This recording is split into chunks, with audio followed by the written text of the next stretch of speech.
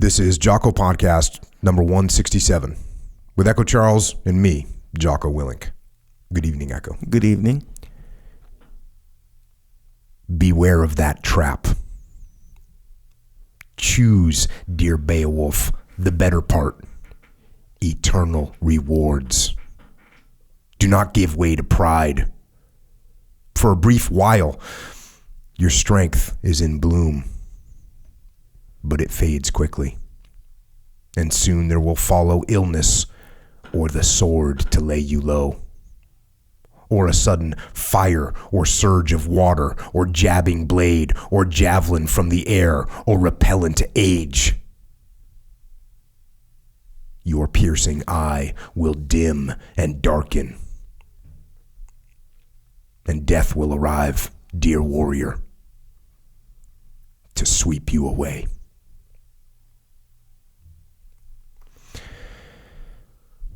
And that right there is some timeless wisdom offered by the epic poem Beowulf, the first poem in the English language. Of course, it's Old English, which is mutually unintelligible from the modern English that we speak, but it has some incredible translations if you want to read it. I recommend the Seamus Haney version. But regardless of the translation that you get, the story remains, as do the lessons. Lessons based on war and leadership and really human nature. And we find these lessons over and over and over again throughout history and in different cultures and in different wars. And we all continue to learn every day from history and from each other. And it certainly seems that there are some principles that are universal. There are some underlying unifying theories that bind together and thread through leadership and war and human nature. And the more we experience in life, the more clearly we can see the thread of these unifying theories. And tonight, I happen to have on the podcast an individual with a lot of experience. Experience in war, experience in leadership, and experience in life. And he also happens to be someone that I grew up with in the SEAL teams, who is a great friend and who just retired a couple days ago as a SEAL Master Chief, my friend and my brother by the name of Jason Gardner. Jason? Jocko? Thanks Echo? for coming on, man. Hey, I'm really excited to be here. And it's kind of cool because I know that you listen to the podcast, and you were one of the first guys that reached out to me. I don't even know what number podcast it was, but you reached out to me really early and said, hey, this is kick-ass, man. Keep doing it. And then, as the podcast kind of spread, I started hearing from more guys, but that was you were literally the first guy that reached out to me and said, bro, keep it going. And I said, cool, Wilco. That's awesome. Yeah, and like Iris is the one that told me, hey, Jocko's got a podcast. And I'm like, oh, okay. She goes, you don't know how to listen to podcasts, do you? I said, no. Gave her my phone. She got it set up. It was episode 6. And within a week and a half, because of my commute, right, I was caught up. Yeah. And then just dialed in from there on out and talking about it, sharing it with a lot of other guys. And it's been a huge help to me. That's awesome. And yeah, if anyone hasn't put this together yet, this is Iris Gardner's husband. And Iris was on podcast number 70. Mm-hmm. So if you want to listen to that, you can hear us talk about you, I guess, indirectly because you were still active duty in the Thames. So, all right, let's get to your story. Let's talk about you. Okay. Where'd you grow up? My dad was in the Marine Corps, so we moved around a little bit, kind of settled down up in San Clemente here in Orange County. Grew up there, swam, played water polo, did that through high school, and then, I think I started doing a martial art called College of Kempo, and one of the instructors was a team guy in Vietnam. Oh, dang. And back in the day, no one knew what SEALs were. Yeah. And then my parents had found out that he was a SEAL in Vietnam, and they're like, oh, this guy was a SEAL. And I'm like, well, what is that? And then they said, these guys are awesome. It's really hard training. They're water warriors, which was super appealing growing up at the beach and water polo and swimming. So then I latched onto that, and that's what I got after and enlisted right out after high school. So was your dad kind of like the stereotypical Marine that was just like, like acting like a drill sergeant? No, my dad was super laid back, easy, just an easygoing, good guy. And he was a JAG officer in the Marine Corps, so he was like an attorney, but definitely not your stereotypical Marine. And at one point I was thinking about going to the Marine Corps, and he talked me out of it. Like, don't do it.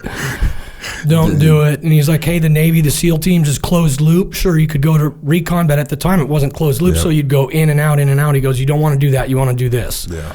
And then the Marine Corps now has MARSOC, which you can just go in and you can be a special operations guy for your whole career. What is closed loop? What does that mean? Meaning, so what I just said about the Marine Corps, like now you can go in the Marine Corps and you can just be in special operations for your whole career. Before, you could go for how long of a tour? Would they do 2 or 3 deployments at a special operations type? I think it was like a 3-year tour or 6 years they would do to command, and then they'd have to go somewhere else. So they might go back to an infantry unit or something like that. And that's called like an open loop. Yeah, open loop, meaning that you don't necessarily stay in the job you want the whole time. Gotcha. Yeah. Okay. Now, at what point did you start listening to heavy metal, punk rock, and hardcore music? Because I know that's the first like connection you and I had, which I don't know, is there some weird sort of thing when you just like look at some other guy back in the day and you go, this guy's into hardcore? I mean, it's not like I walked up to you and said, hey, what kind of music do you like? No. It was just like immediate, you just know, right? Yeah, I don't know what the bona fides are actually on that. Yeah, shoot, I explored around with like a lot of different music, and it just wasn't enough. It's like, oh, okay, well, I'll listen to The Doors. Meh. Stray Cats, I like them for a little bit. Meh. Then it was kind of an investment to buy an album back in those days, or to find even any punk rock. So I found, I think, like a Dead Kennedys album, Fresh Fruit for Rotting Vegetables. That was kind of like my gateway drug. And then I'm like, oh, okay, this is really getting me moving. Yeah. Then I remember, like, I think I was 14 or 15 when I went to my first show up at UC Irvine. It was like PIL, which was Johnny Rotten's band. Dang. And I saw, and then the mosh pit was just like, what is this? Yeah. I want to live here. Yeah. I want to get a mailbox right outside this thing and just stay in here at this point of friction, circling around and around forever. And I was like, boom, then that was it. Then, discovered GBH, and Orange County had a really, really, like, probably one of the biggest scenes in the world at the time for all the music that would come through there or was going out of there. So GBH, the DI, Uniform Choice was guys that I glommed in later in high school. Those guys were awesome. And you knew the guys from Uniform Choice? No, I didn't, but I really liked their music and I liked their message, because some of the other stuff, like, okay, Rage Against the Machine, for instance. Yeah.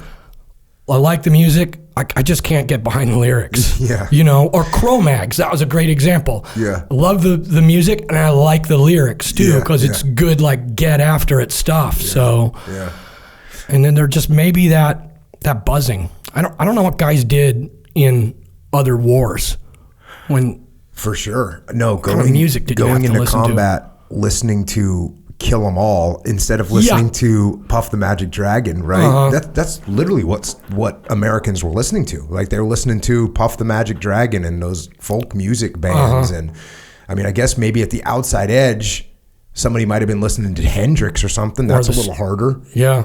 But yeah. To me, this is just straight up the way it is. Some human beings, I would say normally boys, have this thing in their head that wants to fight and wants to break things.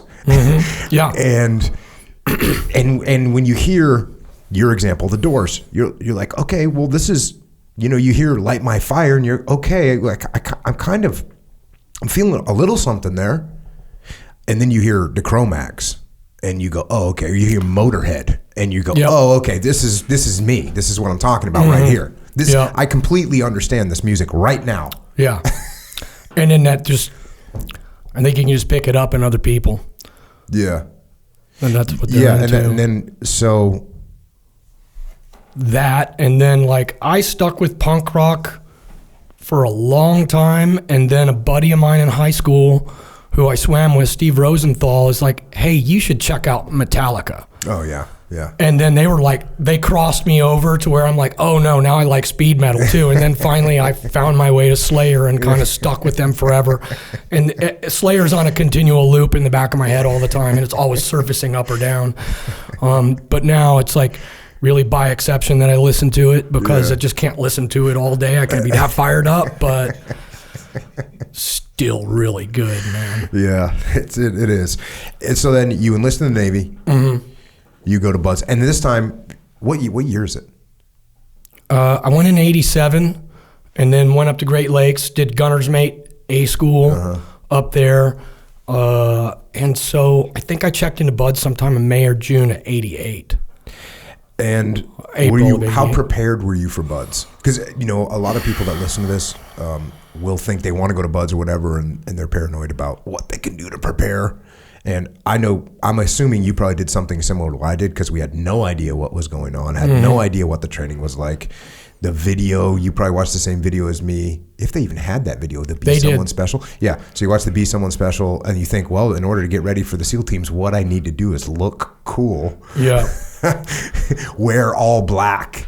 Yeah. And be cool. But there was no, hey, here's the protocol to get good at pull-ups. Here's the protocol to get good at swimming with fins. None of that. No. And then, like in boot camp, I found that we actually got out of shape. There was another guy in my boot camp class that actually just retired as a mass chief as well. And we would go in the bathroom and do pull-ups on the stalls just to try and stay in shape. One thing I didn't do enough is run. So I hated running. And then I was in every goon squad until I think third phase. Then it clicked. And I was already a really good swimmer, so the water wasn't an issue for me, but I was just hammered. And a goon squad, it's when you're towards the back of the deal, and they're like, oh, okay, you guys are done. You're done with this run. The rest of you start doing push-ups, hit the surf, and they just mess with you forever. Feel like all through first phase, every time run I threw up because I was like inches in front of failing and just had to reach deep and push it across the finish line. You said there was what happened at San Clemente? You were telling me the other day about something that happened at San Clemente Island. What was that? So it was like before you started training, in right? Pre-training, they said, hey, we need volunteers to come out to San Clemente Island to help out with the class that was out there, and you just kind of go and work behind the scenes with the staff out there at San Clemente Island. And so I think like the second night I was out there, we were in chow, and instructors and students are eating in the same room. It was this little Quonset hut, and it was taco night. And so there was a big sign up there when you went up to get served, like, hey, only 2 tacos. So when I got up there, the cook is like, there was only 1 taco left. He goes, hey, just come back when I'm making some more, come back up here and get one. So I ate my 1 taco, went back up to get my next one. He's like, here you go. And as I'm walking with my tray back, one of the instructors says to me, hey, didn't you already eat 2 tacos? And I'm like, oh my goodness, I didn't know what to do. So I said, no. And then I tried to keep going. Well, it was the phase officer. He wasn't wearing any rank insignia. So then all the other instructors leap up. They're all huge. And they just start screaming at me. And I'm thinking to myself, I've already ruined it. I'm done. So I didn't even eat the taco. I just got out of there. And I went back to where, our little hut where we were sleeping. And I just went to bed. It was like at 5 p.m. because I was like, oh no. Then the next morning at 4 a.m., there's a knock on the door, and one of the guys opens up the door, and it's one of the students that's actually in the class. And he goes, hey, is there a Gardner in here? And then everyone just looks at me, And I'm like, yeah, I'm back here. And they go, they want you down at the beach. So I got dressed and went down there. I feel like I'm going to Castle Dracula. I'm like, oh, what are they going to do to me? So the instructors are all circled up and the phase officer's there. He goes, Gardner, get over here. So I go over there and he hands me a thermometer and he goes, we need to get the water temp. So you're going to go out in the water up to your waist and you're going to stay there and I need you to go all the way to your waist and you're going to stay there for 2 minutes. Don't come in early. And I'm like, hoo-yah. So I take it and I just go. I go out until I'm just treading water because I'm like, I see how this is going to go, right? So then, and I didn't even look at my watch. I just stayed there until finally they're like, get in here, dummy. So I come running in and hand them the thermometer and they check it. It was like 53 degrees or something like that. And then they're like, get out of here, Gardner. And they did this like one other time, and then they just decided it's not going to be fun to pick on this guy, and that's what I kind of figured was going on. I just like, oh, okay, don't give him a reaction, and then they went away and found someone else to mess with. But the guys in the class later told me that the group of pre-trainees that was out there before our group came out, like they had one guy that they would just harass. And they would just make him burst into tears every time, and he ended up quitting before he even started training. But you talk about this a lot on the podcast, how SEAL platoons are just super aggressive and like anybody looking for any weakness. And if you show a weakness, it's gonna get hammered. Yep. And then you're like, no response. You gotta have normal face. Stifle your emotions, or your life's gonna be miserable until you figure out how to deal with whatever that weakness is. There's a couple things that really bother me in the world, and I won't tell anyone what they are. No one knows. Not one single person knows what really, like. There's a couple things. If a SEAL platoon would have known these things, I would have been eaten alive. But I never ever say, and I won't tell anyone right now ever. I'll put it in my will when I die. It'll be like, hey, you guys missed a huge opportunity. And sometimes, it's things that can happen with team guys just things happen. Yeah. And if you let it show, you're doomed. You are. Or they just hammer that weakness until that nerve is dead and it doesn't bother you anymore. That's true. They'll work you through it in a nice, gentle way. And did you have any, so you were a crappy runner, obviously, and so that was a gut check. That's like me. I failed one run, and after that run, every run I did, I just ran as hard as I possibly could sprint until we were done, until I was done. Did anything else trip you up at all in BUD/S? Because all the water stuff was easy. Pool comp, life saving, all that stuff was easy because you did water polo. Yeah, and nothing about BUD/S is easy. But it was all stuff that I was really accustomed to, and so it was like, this is no big deal. But it was friggin' brutal. Like I wouldn't do it. I wouldn't want to do it again. That's for sure. But the truth of it is, like as cold as I was in BUD/S, colder in the teams. As tired as I was in BUD/S, tireder in the teams. So, yeah. Great guys. It was a great experience. I finished up. Did you finish up with dive phase? No, I finished with land warfare. So they switched it somewhere around when I was there, which was 1991. It was just before we got there that we switched it. In fact, I think there was actually a class that did it the opposite way, did it the old way, the way you did it before. Right, that was still there when I got there. So right, it was because of pool comp. So many guys get kicked out during pool comp that they're like, why are we waiting until the end to do this? Let's shift it over. Yeah, pool competency is something that I knew zero about. when I was coming into Buds, and they had a poster in the medical area by the grinder over there, and it was a Texas Chainsaw Massacre poster, and yet they had written the Texas or the Buds Pool Comp Massacre, and it had like a guy with a regulator getting ripped out of his mouth, and who's the killer in Leatherface. Leatherface was, had like an EUDT SEAL instructor T-shirt on. Yeah. And I just remember walking by, I was checking in or whatever, and I go, I wonder what that's all about. And then I found out that they're gonna crush you in the water. And what about then you went to old school airborne school? Oh yeah. How's that for you? So it was really good, but I was really, really cocky. And when I go back and examine my cockiness, it was just, here's the deal.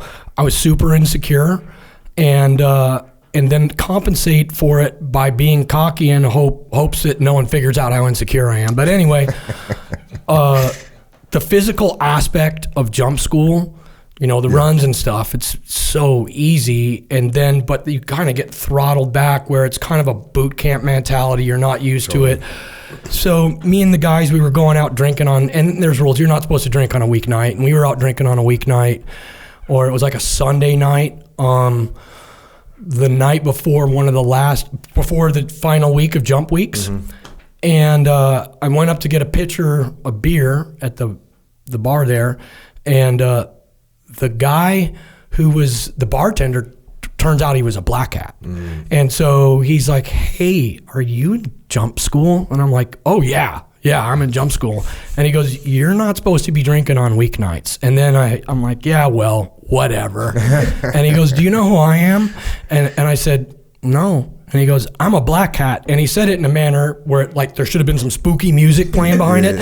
And I was like, okay, well, if you don't think I can, drink this beer and do the PT and run in the morning, and you're out of your mind. And he's like, get out of my bar. Rightly so, kick me out. So we leave.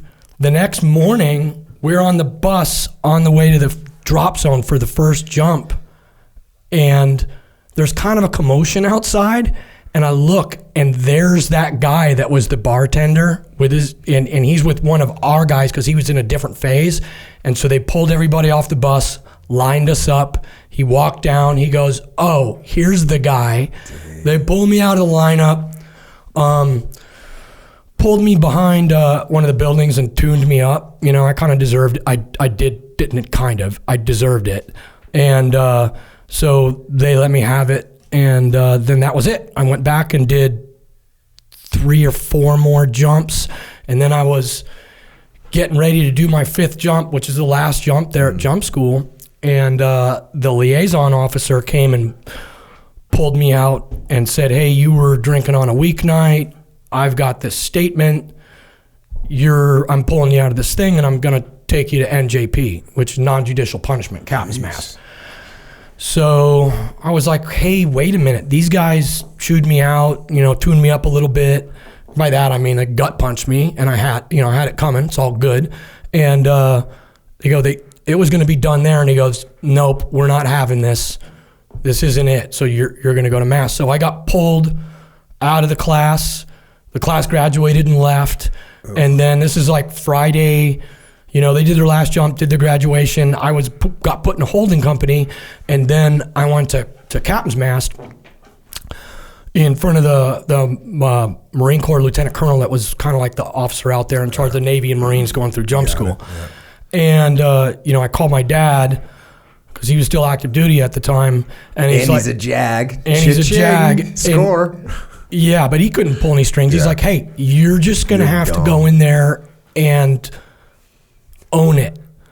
So I go in, I sit in the room, coming into the guy's office, they read me the rights, they read the statement against me, which is basically the story I just told you. It's embellished a little bit more, but it's all good.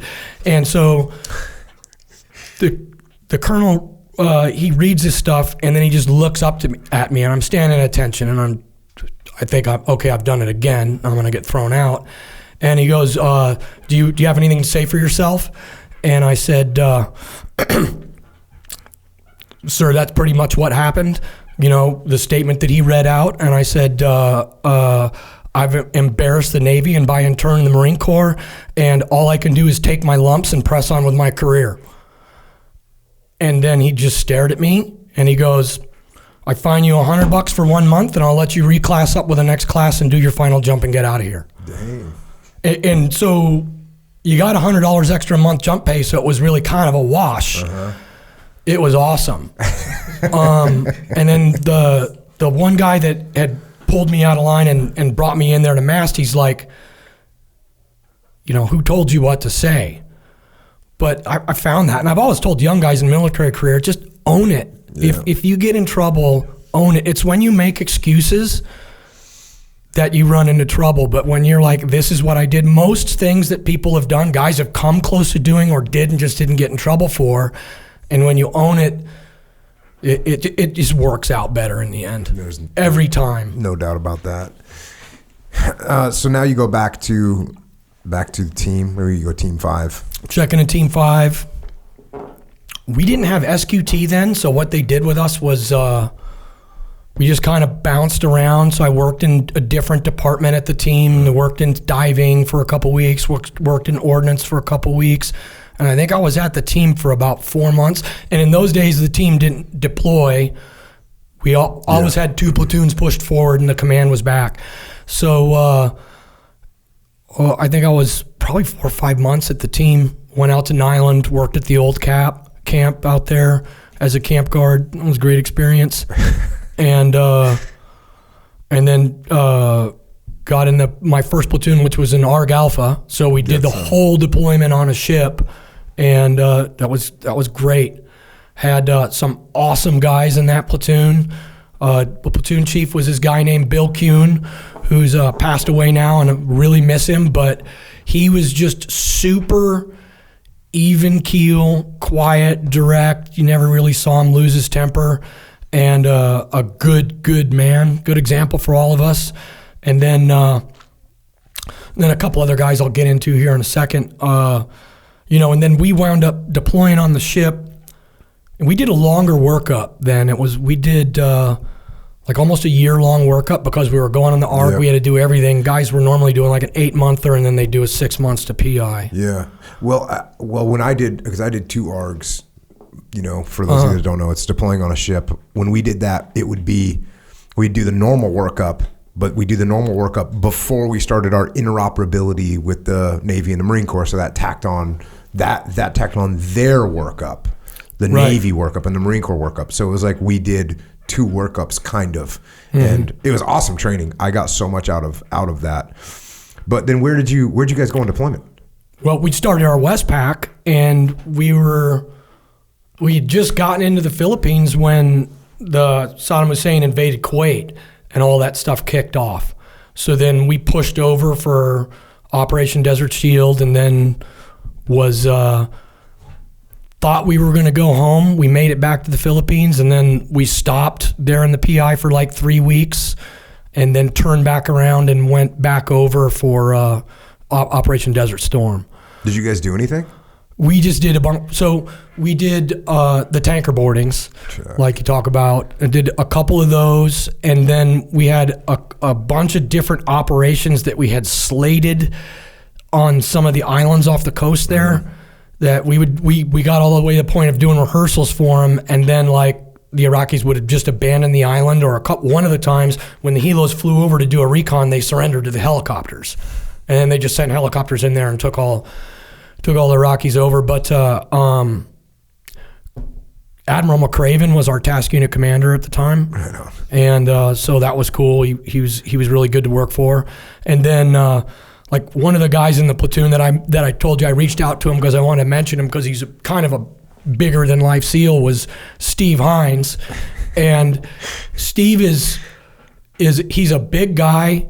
He's all, at the time tatted up quite a bit, which in the early 90s, not a lot of the guys had tattoos. Nope. He, at some point in a bar fight, someone had cut him up with a knife. So he has these amazing scars crisscrossing his chest. Yeah. He's really smart. He's got a razor sharp wit. Yeah.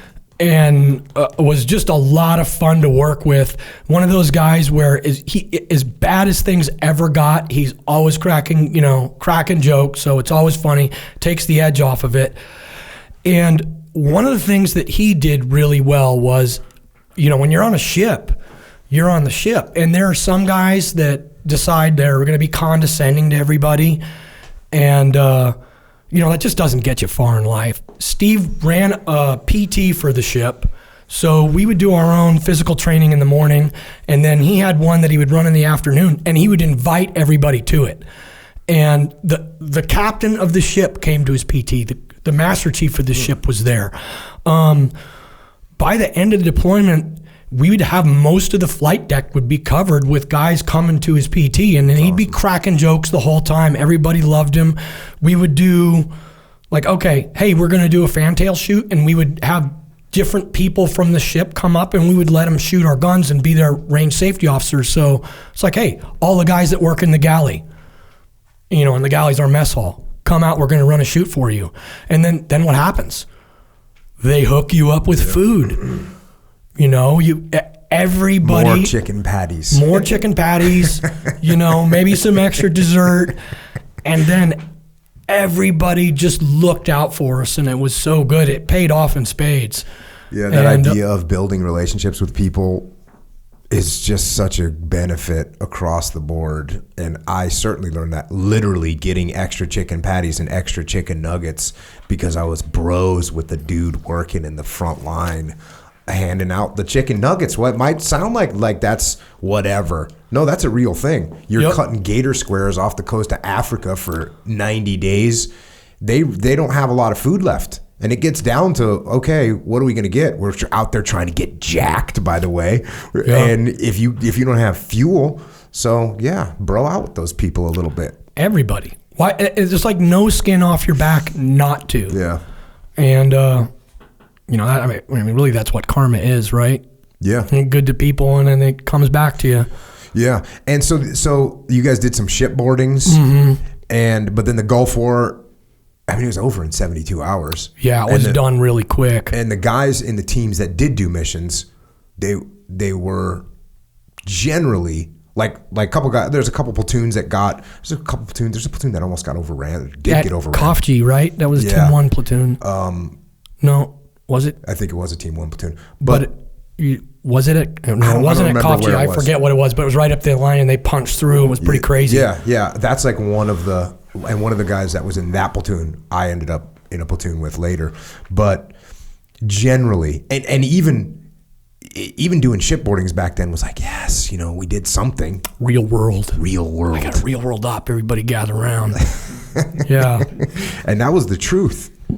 That was the truth. That was the way it was. Hey, if you did something real, it was awesome. And when I was coming in, I had all these fantasies that once I was in the SEAL teams, look, there's clandestine wars going on worldwide, and I'm going to be all up in them.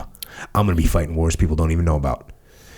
And then I found out when I got to the teams that there was no wars in Guam, which was where my first deployment went to. I felt like that same thing was going on, that there'd be like guys you'd get there, and within a week people would be going, hey, load your stuff up, we're going here, and loading everything out, and then it doesn't happen that way, or it does. You just you can't chase it, I guess. Well, it happens more now. Now there's a lot more stuff going on, and it is going on, and it is worldwide, and you see it in the news, and sometimes you don't, but it is totally different. It's completely different now. We are at war, and so those little fantasies that you have about going into countries, that happens now, whereas in the 90s, it wasn't happening. No. And then there were all these assumptions about what you're going to do when you're shot at. I remember we shifted our immediate action drills around at Nyland right after the Panama thing happened, that Pt.1 airstrip. And we decided that, or it was decided by guys thinking about it, they're like, hey, you're just, when the first gunshot goes, you're just going to crawl. So we did everything crawling around in the desert, and it's not how it goes, but no one knew. No one knew, and we lacked simunition or or the laser systems that we ended up using. So it was hard to know. I mean, even CQC was especially totally ridiculous what we used to do. And new guys like me, they're telling me that this is what you do and this is why you do it, because they have theories behind it. They have theories theoretically, and the theories are hard to argue with, A, because you don't know any better, and B, because they've kind of pressure tested the theories in little arguments amongst themselves. So, hey, you listen to them and you think, okay, this is the way it is. And then you find out, then everyone found out, actually, even just when they started implementing paintball and simunition, it was like, you know what? This doesn't seem like a smart idea. It doesn't seem like a smart idea for all of us to be standing in the hallway. That's one of the big ones. It's so obvious. My first platoon, it was like, hey, everyone stand in the hallway and you get ready to go in the next room. And that's cool. Then second platoon, same way. It wasn't until either I think it was even past, I think it was in, I don't know, I'm trying to think of the year, but 98 is when I started seeing a change in, hey, this is not smart, because watch what happens. You guys are all lined up in the hallway. Cool. Somebody sticks a simunition gun around the corner of the hallway and mows down 8 people. Right. And the first reaction is like, well, that wouldn't happen. It just happened. It just happened. Well, that guy wasn't aiming. Yeah, you don't need to aim. You have an automatic weapon. And so that was kind of the beginning, or that definitely had an impact on the way stuff is going to be. And it's just like you said, like you talked about in Panama, those guys, and how the guys made theoretical changes, which is, hey, when the shooting starts, you're going to crawl. Well, in the desert, your contact is likely to be much further away, and you have much greater distance to travel in order to break contact or to assault. So if what you're doing is crawling, not saying there's no times where you will be sucking mud, because you certainly can be, but there's a difference between effective fire and ineffective fire. And there's this difference between dead space and when you're in open space where you can actually get hit. So yeah, it's weird. It was awesome and weird to see all that unfold. And it is actually very similar to what the UFC did to martial arts. Because everything was theoretical. And again, it was, you remember some of the kind of weird martial arts that they'd throw at us in the teams. And I remember one in particular where it was, hey, when you hit the guy here, I forget what they called it. They had a scientific name for it. His automatic reaction, but they had some scientific sounding word. His automatic reaction, his physiological reaction is going to be to do this. And then when they do that, you can do this. And then when you do this, it's going to cause me that. And they had these big scenarios that they would play out. And that was what it was. Hey, when you get, it was literally when you hit the guy in the neck, it's going to cause him to fold to one side, and everyone that gets hit in the neck arches their back and sticks their chin out. Then you'll hit him with this. It was that's what they're saying.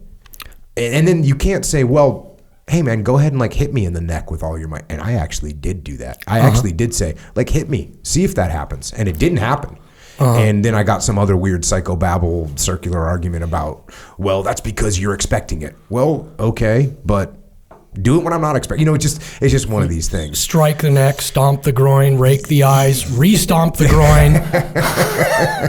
Thank you. Yes. What was that? Was it the SCAR? Was it like a soft combat assault system or something like that? But it was, and we went through a whole bunch of those.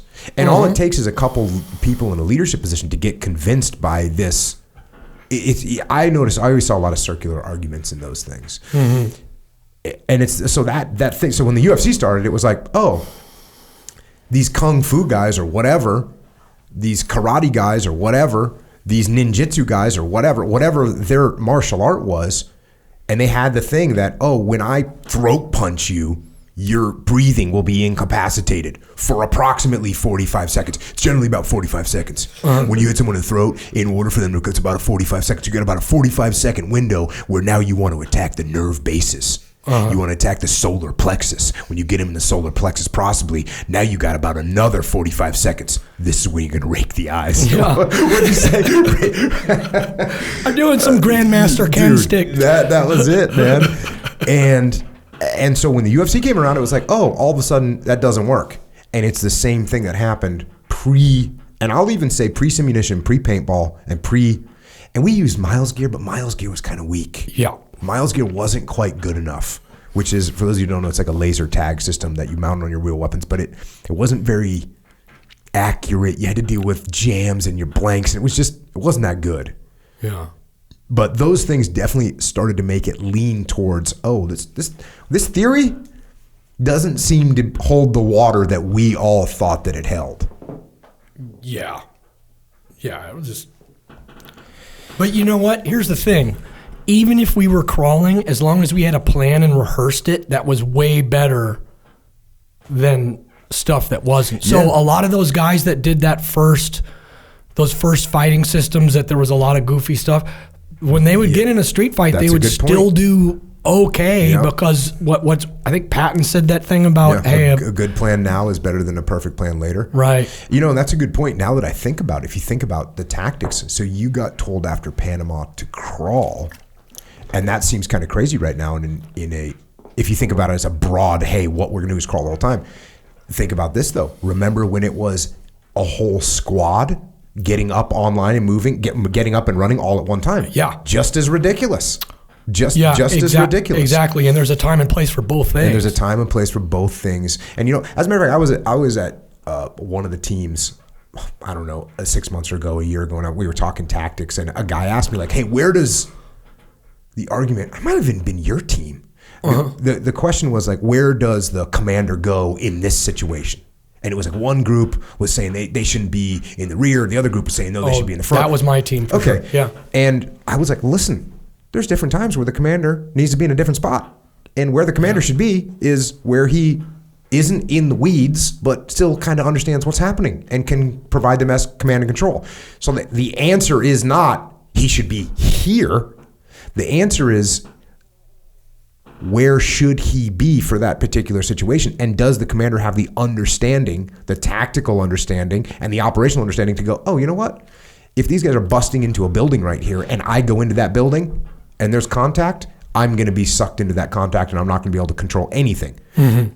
Contrary to that, if I'm way at the back where the contact happens and I don't even know what building it's in, that's a problem too. Where should I be? I should be where I can provide the best command and control. And that's very adaptable and it's very easy to adapt.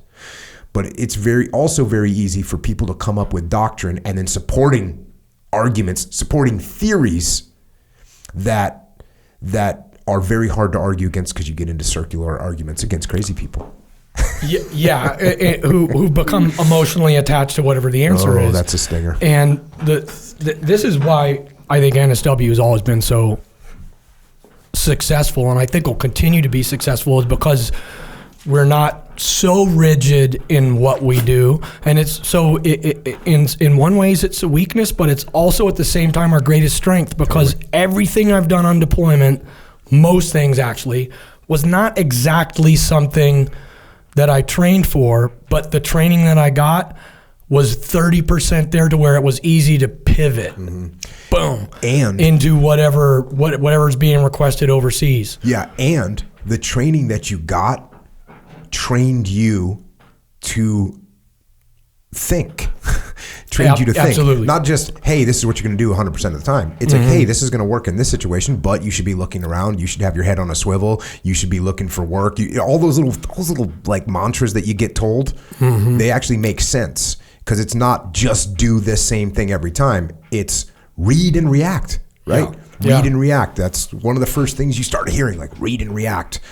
Because you don't just do, you actually read and you actually assess. So those are all important. Anything else from that first deployment besides just being on the ARG and being hot? Oh, man. Hot, long, 10-month deployment. I remember by the end of the deployment, after that deployment, none of us wanted to talk to each other for a while. It was like you'd see guys around the command, hey, and then... because it was just so long. And there's no internet. There's no internet. Communication with home is snail mail. Letters, that takes 3-week conversations you have back and forth. And the whole platoon is in a room that's twice the size of this. Yeah, the racks are stacked 4 high. You've got like 80 movies on videotape.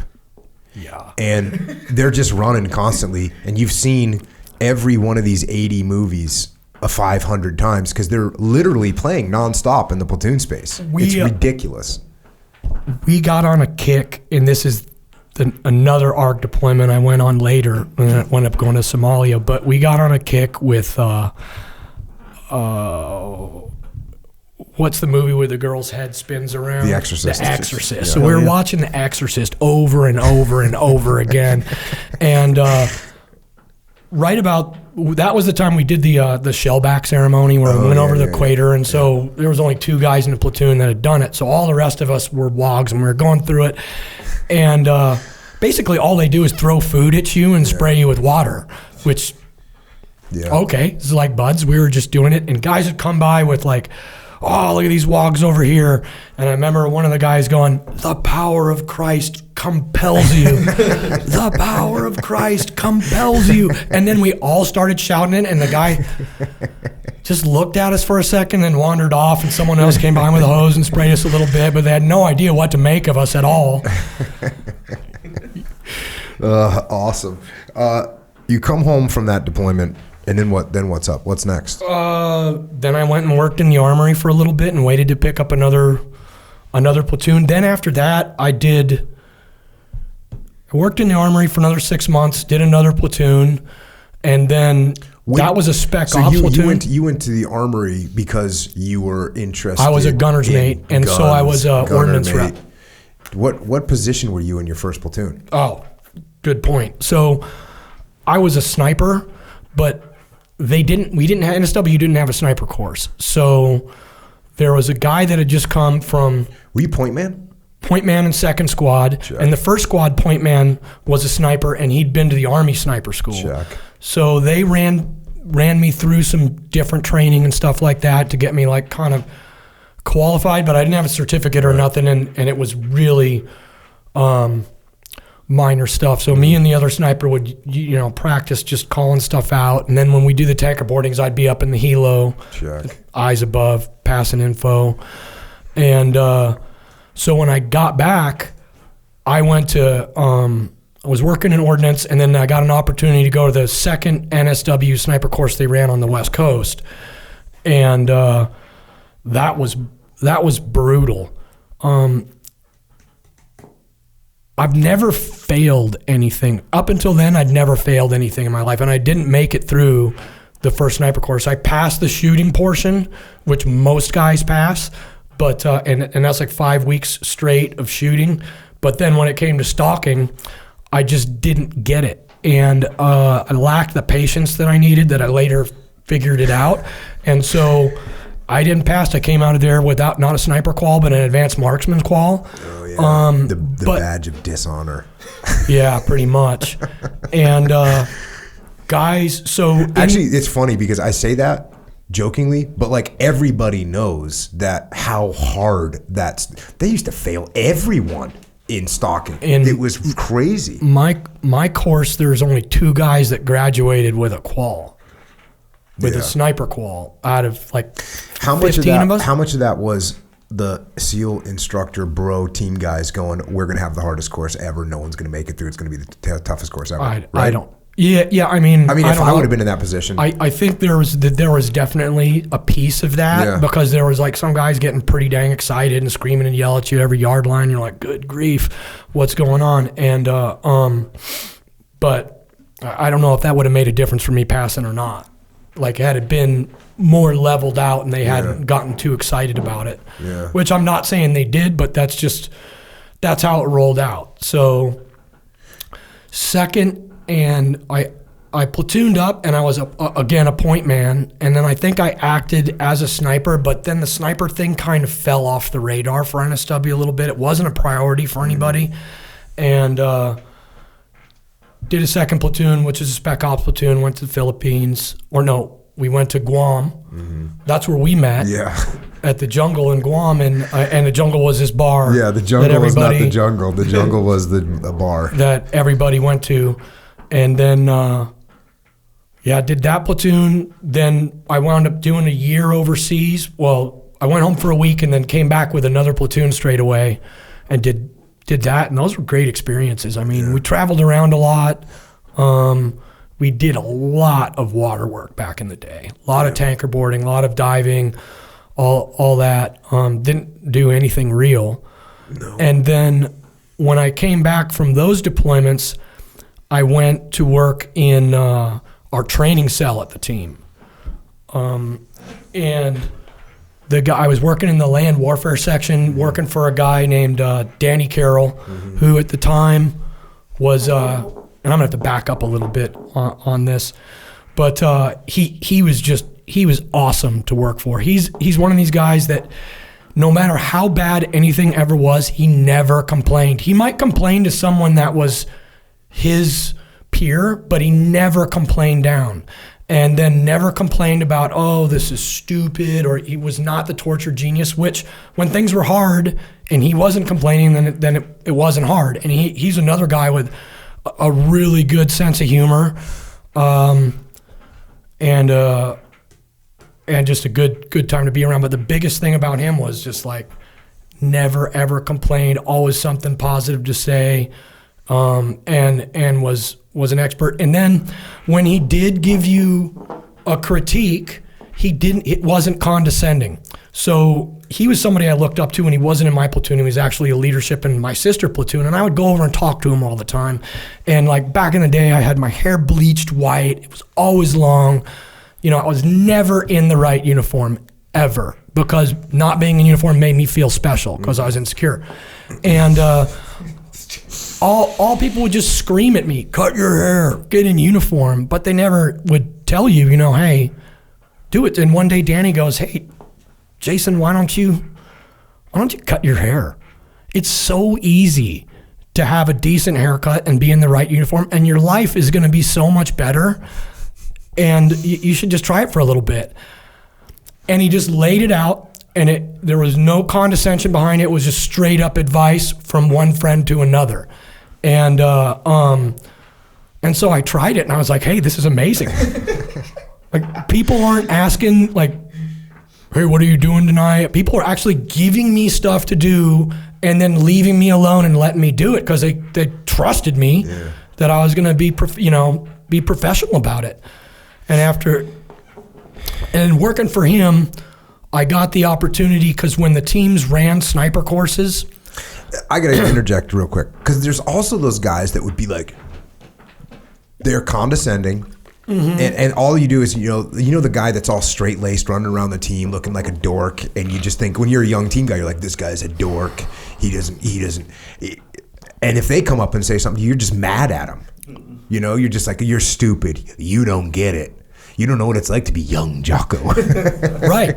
And that's how everybody else was for me, because you're like, really? Yeah. But, Danny was a beast, and so it was like, I'm gonna listen to what he's saying. There's an important two things about Steve Hines and Danny, which I didn't work with either of those guys other than peripherally through the years. I think Steve Hines was at Free Fall School with me, and he was at an island forever, so whatever. Yeah. And Danny Carroll, well, I remember Danny from being on deployment, and my LPO was good friends with him.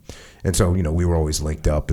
But what I was going to say is, you mentioned this real quick, he was a good operator. Like, he was because if you were good at your job, that's like the base level of having respect and getting people to listen to you is, oh, this guy's really good at his job. And you'd even hear before the word operator had the kind of meaning that it has today, where it's like, oh, he's an operator, and it kind of is this taking on a life of its own. But back then it'd be like, oh yeah, that guy's a good operator, and it really meant something when I would hear that about someone. Yeah. Like, hey, that guy's a really good operator. And you'd think, oh wow, that means he can shoot well, that means he can navigate well, that means he can dive well, that means he's keeps his cool. It like meant all those things. That guy's a good operator. And so that sort of to me was the baseline, and especially for guys that I looked up to at my team when I was a new guy, it was the guys where you'd hear, oh, that guy's a really good operator. And then it was okay. And it wasn't like that was everyone. It was not a big number of people. Yeah. And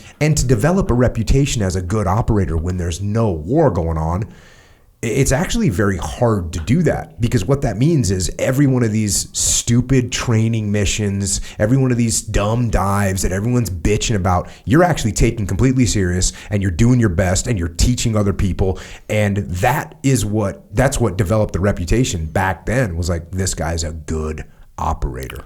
Yeah. Yeah, definitely. And so then that guy's got the kind of wasta where he can hand out advice, and then the fact that he gives it out without being condescending or straight up, it's just so much, it's worth absorbing.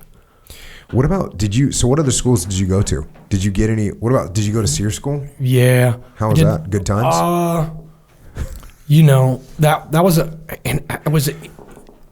I forget when I think it was in this period after I did those 2 platoons that I finally got sucked into going to SEER school. And I remember I didn't get waterboarded for some reason in SEER school, but I did kill and eat a rattlesnake, and they're like, hey, you're not supposed to do that. And then I got caught, and then I'm like, okay, well, but this is just in the field training portion where, you're doing patrolling and danger crossings. That's all you're doing all day. And then you have these little land nav exercises that you're doing, which were super easy for me because this is what we did. So I would just get them done and be done, sleeping and hungry and trying to eat grasshoppers and everything because they don't feed you for the whole week. And then when they catch you and they put you into that prison camp, so the first thing they do is have everybody line up, and then they strip you down naked because apparently they're checking you for ticks. Yeah, well, that makes sense. So then they see all my tattoos, and one of the instructors is like, hey, this guy's got the mark of the devil, because the guys all have that Russian accent, right? Yeah. So I get grabbed, and then I'm in the circle of these instructors, and they're like, he's got the mark of the devil, and they're kind of shoving me back and forth, and I'm like, oh, okay, this is kind of fun. This is, this isn't a big deal. And then a guy that's straight across from me, I can remember seeing a big black hand come over his shoulder, and it like covers up half of his chest, like Andre the Giant big, and just move the dude away. And then another guy, a hand moves the other guy away. And then there's this just mountain of a man, grabs me with his left hand, picks me up. They're only allowed to like hit you from out here to here. But it was like, those images in Rocky where it was like, kapow, stars. And that just, that was that little smirk I just had on my face laying on the ground over there. And here comes again, boom. That's funny. Humbling. I literally got the exact same treatment.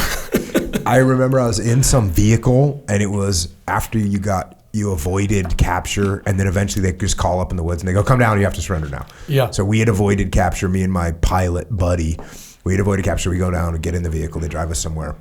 And I'm just, everything's a joke, whatever, and get out of the vehicle. And, some guy's yelling at us with the fake Russian accent. And I'm just laughing at it inside, and which means, I'm like kind of probably got that. I was 19.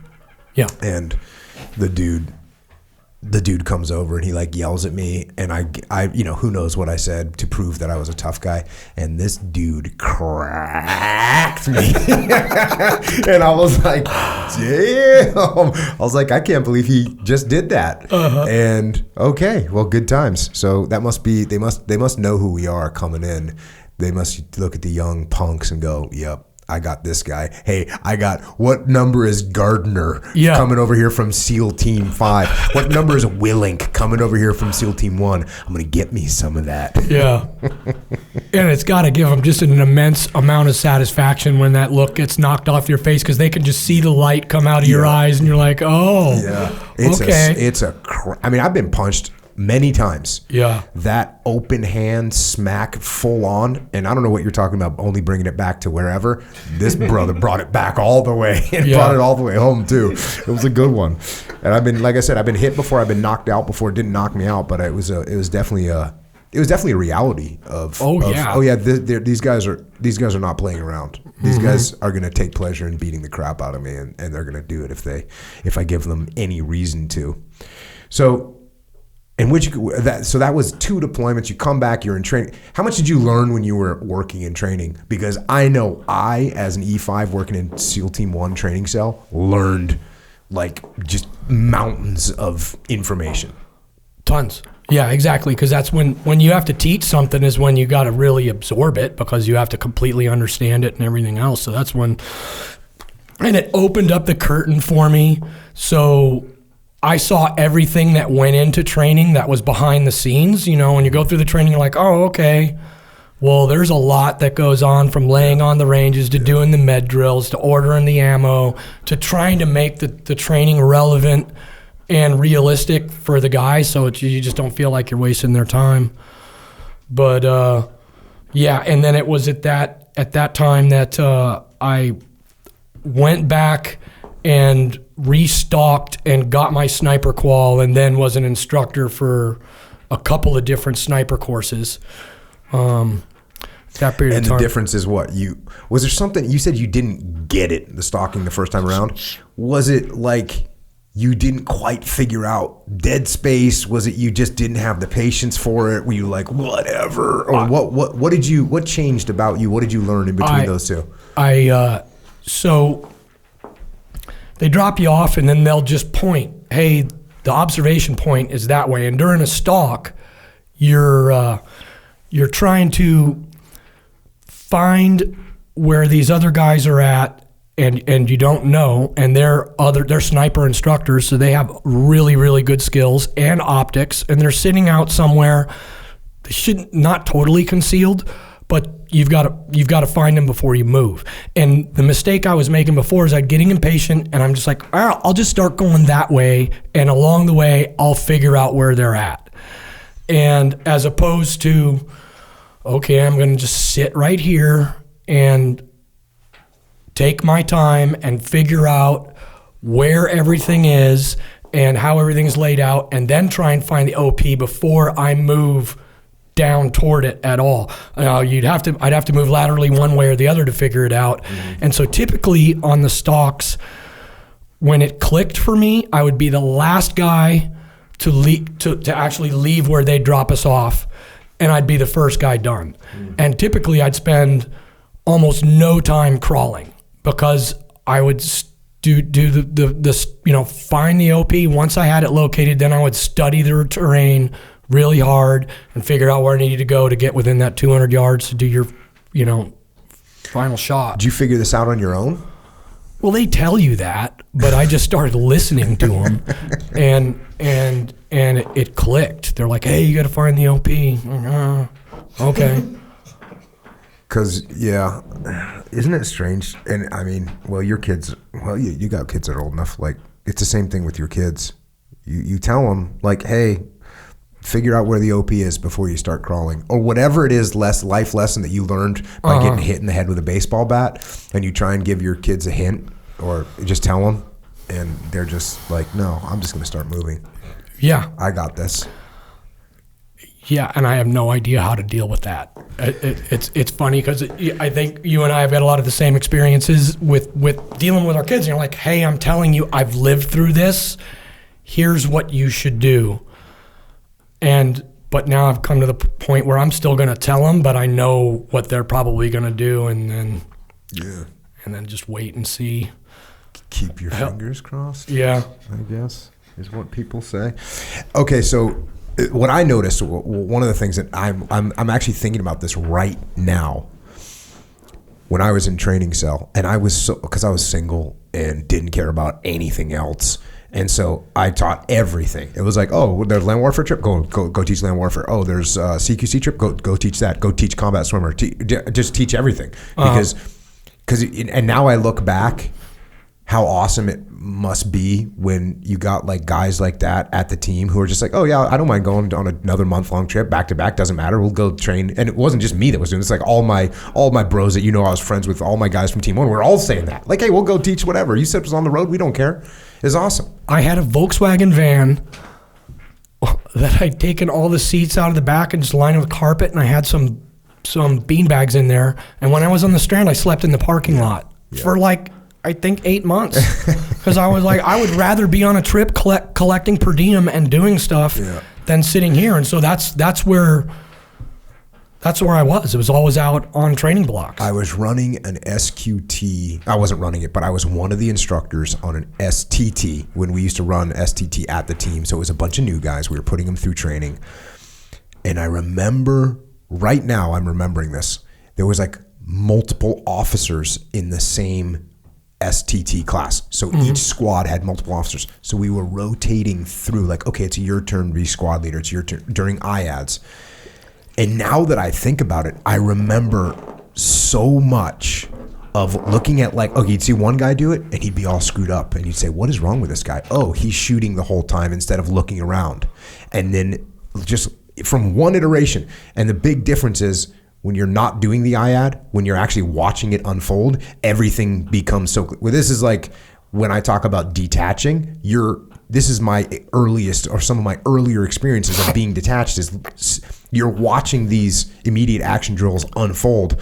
And I remember one officer that was all jacked up and I watched him like, why can't this squad do a whatever? Why can't this squad do a strong left or whatever, or a peel right? Why can't they do it? What is wrong? So I'm watching this one officer and the other officer like, oh, this officer did it fine. I watched him. The contact happens and the people start shooting and then the guy looks around and makes a call.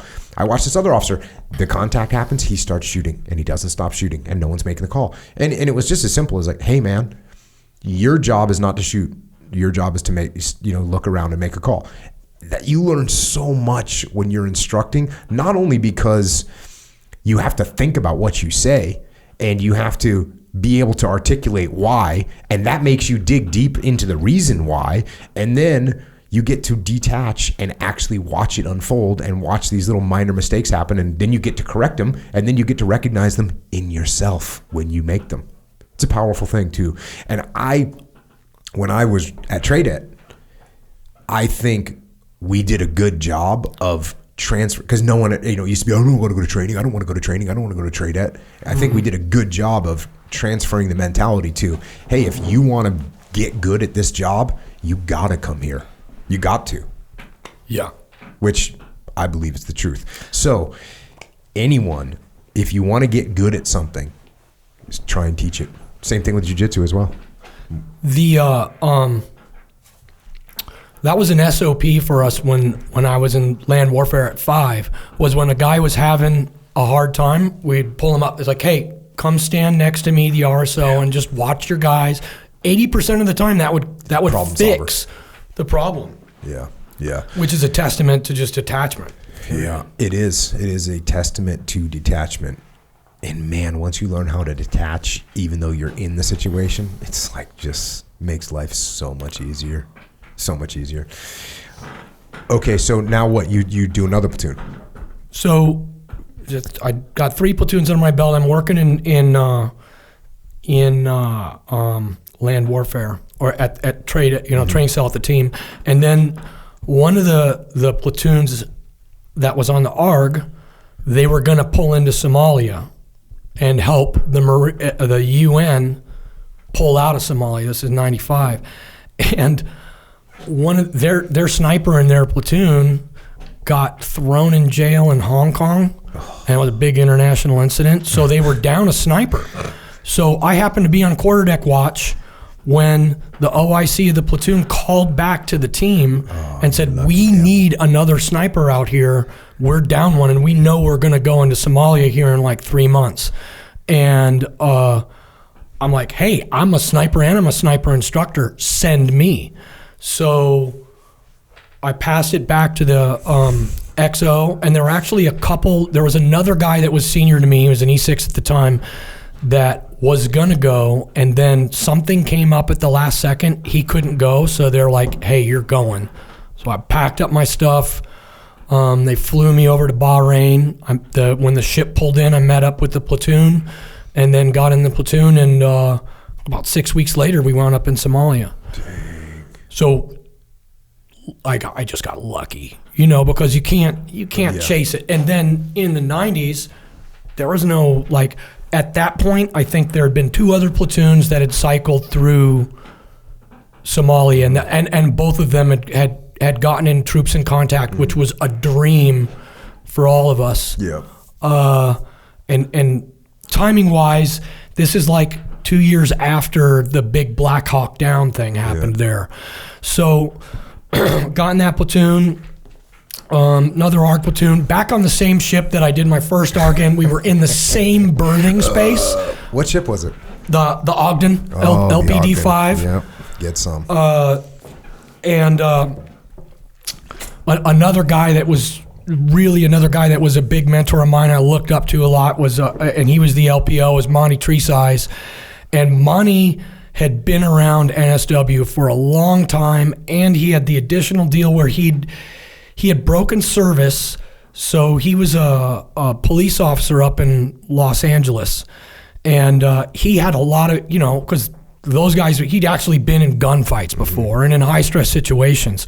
So it was really good having him there. And then when we did go ashore, myself and the other sniper, we split up into two different sniper elements, and Monty was with my element, and then the other sniper was with the chief was with him, and then each of us had like 5 guys in our group, because it was an excuse to get ashore.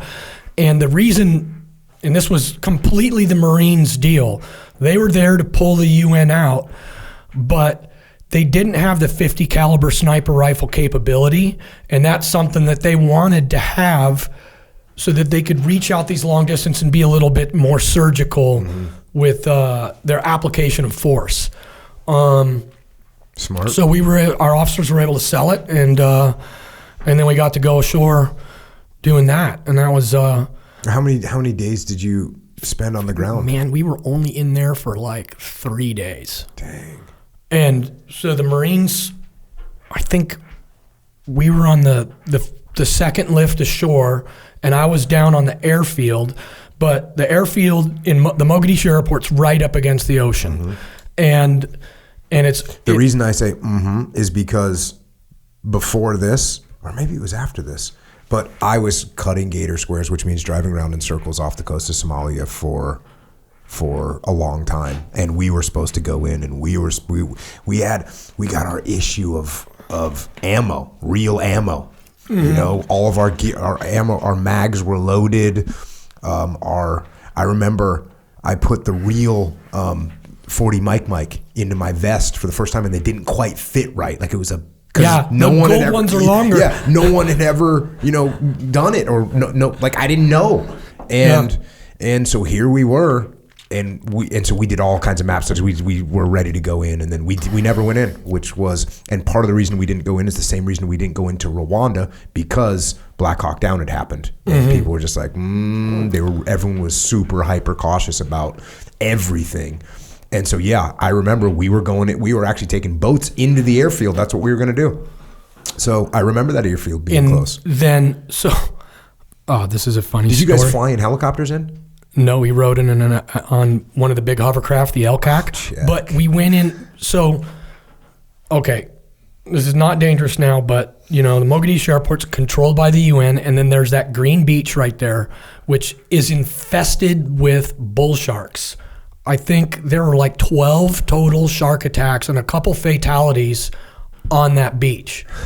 So we got tasked with doing the hydrographic reconnaissance. Bro, isn't there some story about some kind of slaughterhouse or something that I never saw it, but that was the story. There was a camel slaughterhouse. There's a camel slaughterhouse that's just teeming with blood, and the sharks can't resist. That's exactly what we were going in with. We had that story, the big story, like the midget sniper in Iraq. And they're all just waiting for you to hit the water. Yeah. Which is kind of what I think anytime I'm doing anything at night. I'm like, in the ocean, you're like the sharks are just waiting right there for you to come in and just come up and bite you. I'm so stupid. I never think about that. I never one time in my whole career thought, okay, I'm getting in the water. It's night. It's Southern California. There's big sharks that live here, and there could be one. I never thought about that for whatever reason. I don't know. I'm too stupid. I do, but then I'm like, I'm cold now, and I think about something else. All right, so you guys take LCACs in. So we go to do a hydro recon, and because of the sharks, we got to do this big perpendicular hydro recon, perpendicular, parallel, whatever. And we're doing it with Zodiacs, and we're spaced every 50 yards, and then the ribs on the outside of it. And the water is, I mean... So you're not swimming. We're not swimming. You're taking your soundings from boats. Yeah. And there was a big net that we had to get out of there so that the LCACs and the landcraft come in. So I'm in the first rib, and then and a rib is it's kind of inflatable hole, 30 feet.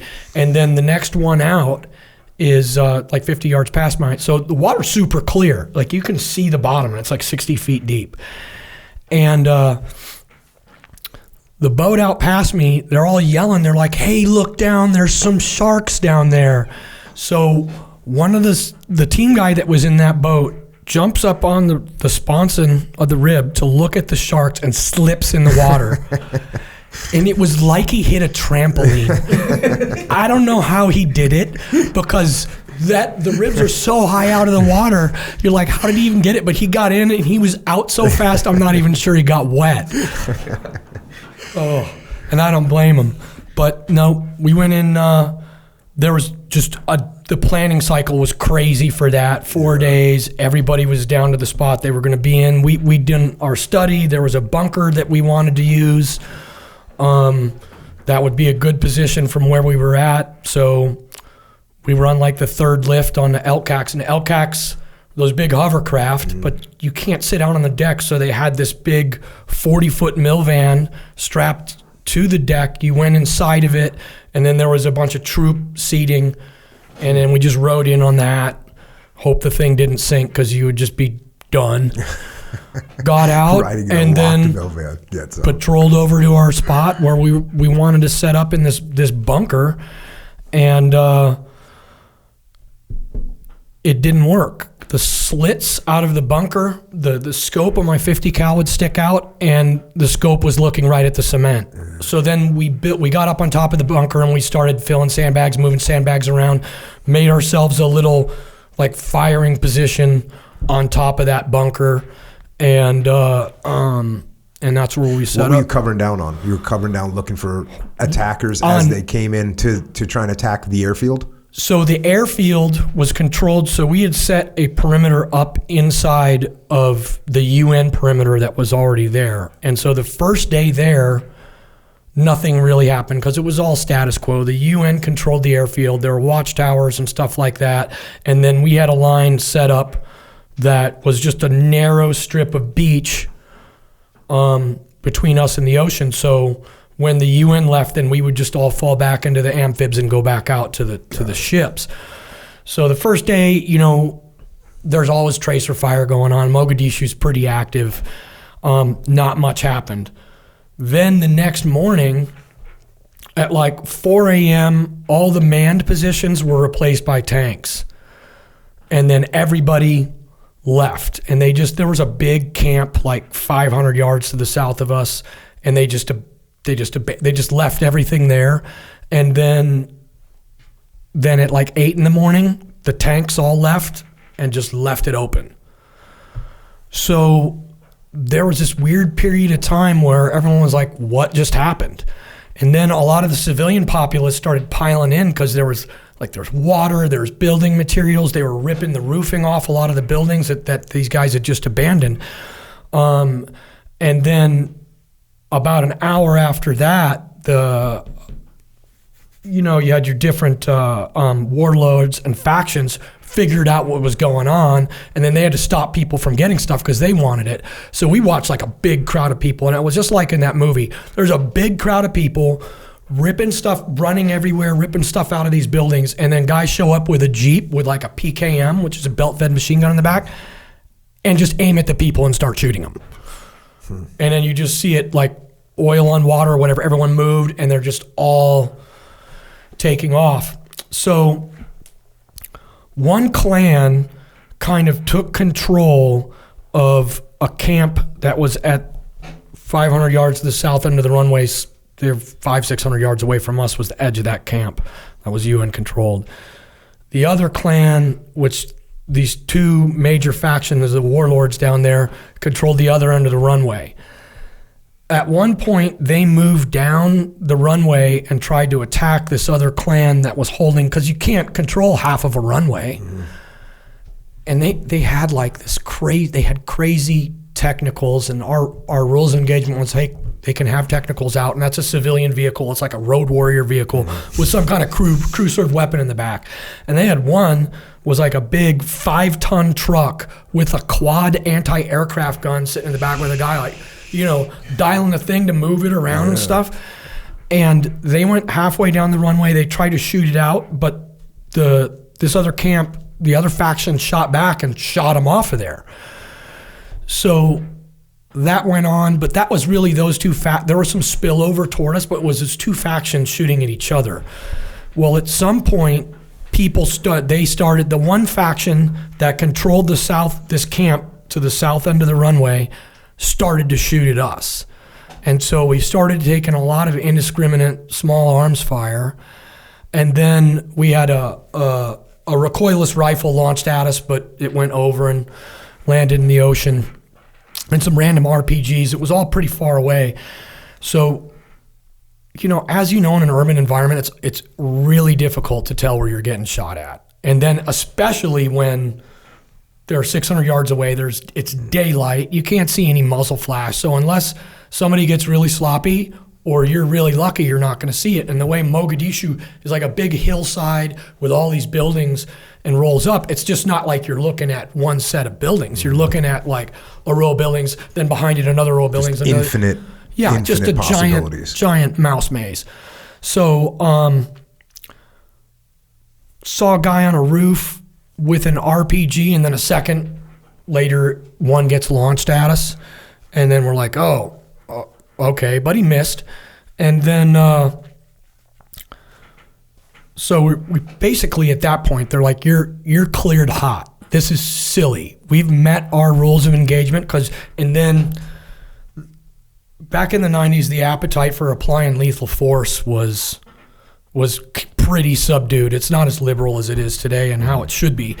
And so it took us a little while to get there. And they're like, okay, these guys are bad. These guys are obviously trying to get us. So you're cleared hot. Find somebody to shoot. They couldn't find anyone to shoot for a while. Then this camp that was 500 yards south of us, we saw it was a group of like 7 guys. 2 of them had RPGs, your rocket propelled grenades. Another guy's patrolling with like two PKM gunners. They're belt-fed machine guns, and like an AK gunner. And they're patrolling, and we can see them. And now they come out the front of the camp, and at the gate of that camp, which is facing us 500 yards away, there's 2 sandbagged positions for the watches who would be up there to check people coming in and out. And there was one guy, he had a gray, ironically, he had a gray t-shirt on that said Army, right? And he's got an RPG, and he's definitely in charge, and he put a PKM on one of the sandbags pointing at us, was talking to guys, giving direction, turns around, puts the RPG on his shoulder, and is looking at us through the sight.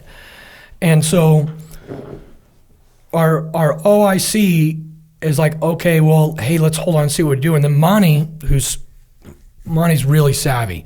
He's like, hey, they're getting ready to shoot at us. He's adjusting the sights right now.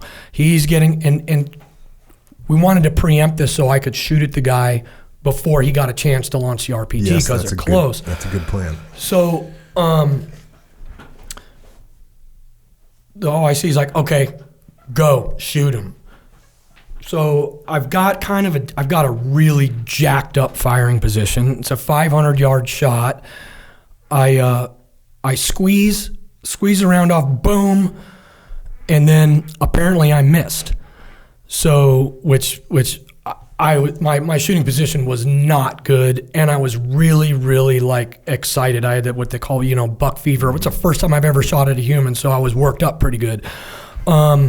And then the guy who was spotting for me, who wasn't a spotter because the sniper was in the other platoon or at the other firing position, he was sitting right next to me on the sandbags, looking through the spotting scope. And when the 50 cal went off, it's got a big muzzle brake, so the recoil doesn't break a collarbone. It ports back, it just blew a bunch of sand in his eyes and knocked the spotting scope right out of his hands. So Monty's like, hey, you missed. I'm like, do you have a correction? And he's like, no. And it sounded like he was talking in slow motion because he was just super calm and cool. And I'm like, oh no. And now I'm questioning whether my dope, my data on previous engagements for 500 yards is any good or anything. That 50 cal, you to take the entire bolt out of the gun, knock the brass out from the round you just fired, put a new round in, chamber it, and reload. So I chambered it, reload, downrange. They were like, ooh, they just shot at us, you know? Mm-hmm. So the guy was like, wow. So they're starting to talk, and now he's got that RPG on his shoulder. And now I hold a little harder, I take a breath, let half out, start to squeeze that trigger. I get that surprise bake, boom, pull the bolt out, knocking the brass out, load another round, and I'm going, did I hit? And our comms guy had grabbed binos, and he goes, oh, man. And I'm like, did I hit? And he goes, God darn it, good grief. And I'm thinking that he's going to tell me that I missed by like half a mile, and he doesn't even know what kind of correction to give me.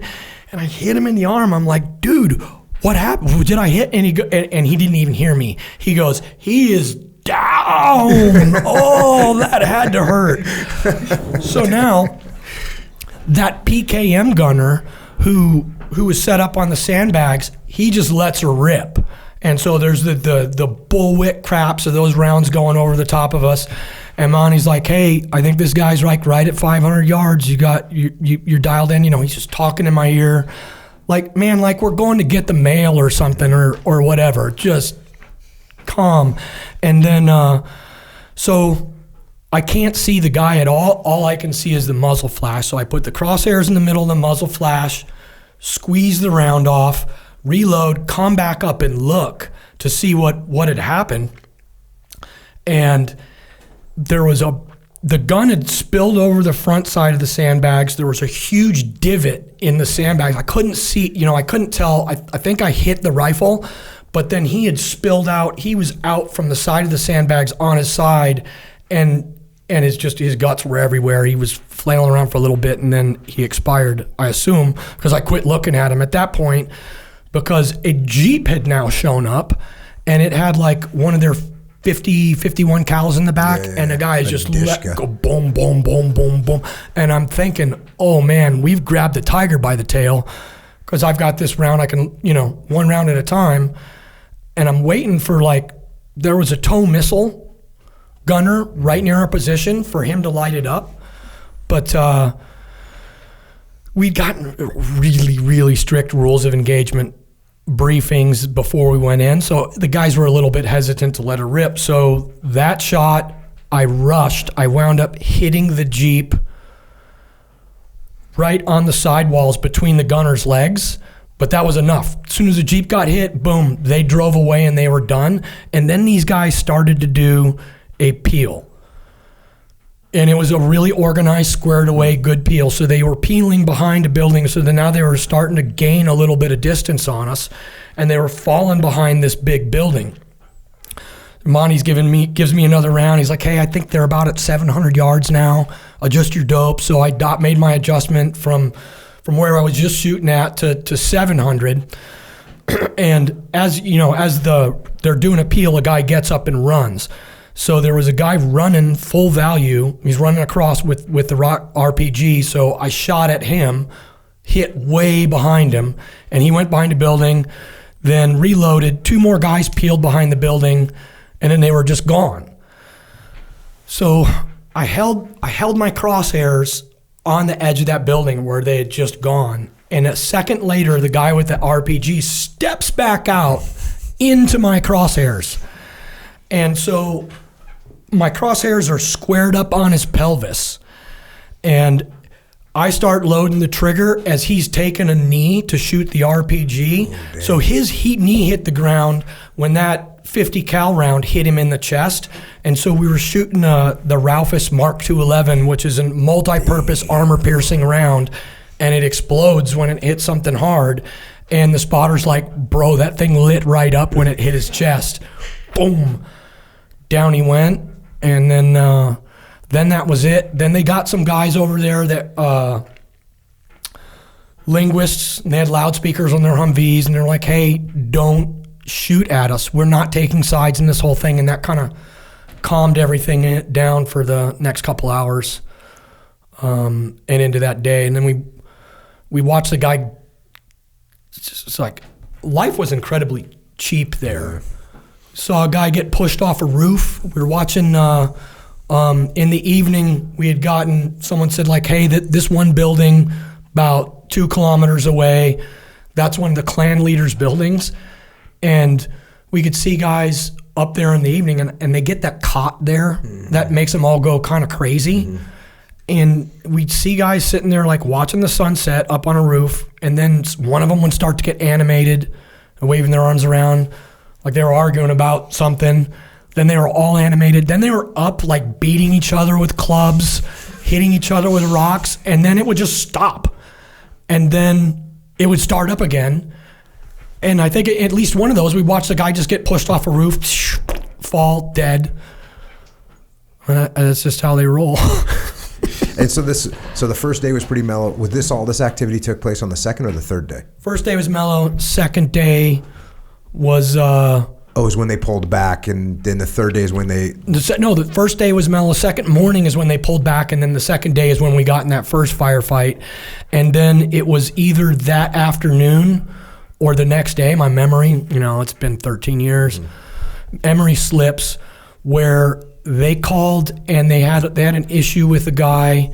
They're like, hey, 23 years, but yeah, we'll take it. Okay. I should have taken more discipline. They hit us up. They're like, hey, we've got a guy down here that is close to where we're getting ready to move some armor, and he has an AT-4, which is weird because that's one of our weapons. It wasn't an RPG. He had a legit AT-4, and they'd shot at him. And he ran away and came back. They're like, he's going to use it. So we want to do this deal where we're going to have a sniper-initiated kind of assault on this guy. So they sent an LAV over to our position. Me and the OIC got in it. We went and saw the lieutenant colonel, and he's like, hey, here we studied a map. He's like, hey, here's where the guy is. I think a good spot is this tower. There's some recon guys up there. We're going to put you up there with them and then get this going. So I went up to the tower. We moved up to the tower. The guys showed us. So what it was out there was a set of bunkers alongside of the airfield that was now controlled by just whoever. And this guy was in one of the bunkers, and then he would come out with like 6 or 7 other guys, and he had and they would smoke cigarettes, and he had the AT-4, and they were watching the U.S. lines. So they said, hey, here's what we want you to do. He keeps coming in and out. When he comes out again, we want you to shoot him.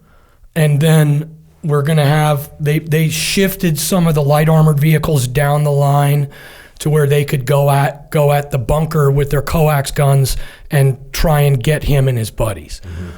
So we put us up in the tower. There's this like 20 mile an hour wind just howling, full value. It's right to left. And then it's from where I was in the tower, it's a 1,000-yard shot. So I got a bunch of sandbags, bunkered my position up. We waited around, for the guy to come up. He comes up. So I take this 1,000-yard shot at a guy in a 20 mile an hour, full value crosswind, which at the time, there's probably 2-3 people in the world that can make a shot like that. And I'm not one of them. I missed and hit his buddy. So I didn't hit the guy with the AT-4. I hit the guy with the AK-47 standing 3 feet to his right because I put in too much wind, and they all dove in the bunkers. Then everybody on the line started shooting the bunkers, tore the bunkers up. They called a ceasefire, and then one of those guys survived, and it was the guy that had that AT-4, but he left it, and he just got up and ran away. Then at a later point, there was they were shooting at the LCACs as they were coming in and out. And so there was a big cinder block wall 700 yards away from the airfield there, and he was on the other side of it, and there was one cinder block missing, and he would look through and shoot through it. So I shot at him and hit the wall right next to wherever he was shooting at, and I scared him away and didn't come back. But then that was it. Then the next day we packed up and everybody fell back out to the ship. The Marines ran a great operation because everything kind of went like clockwork, exactly the way it was supposed to. And it was good to go. And you went back on LCACs, you just said?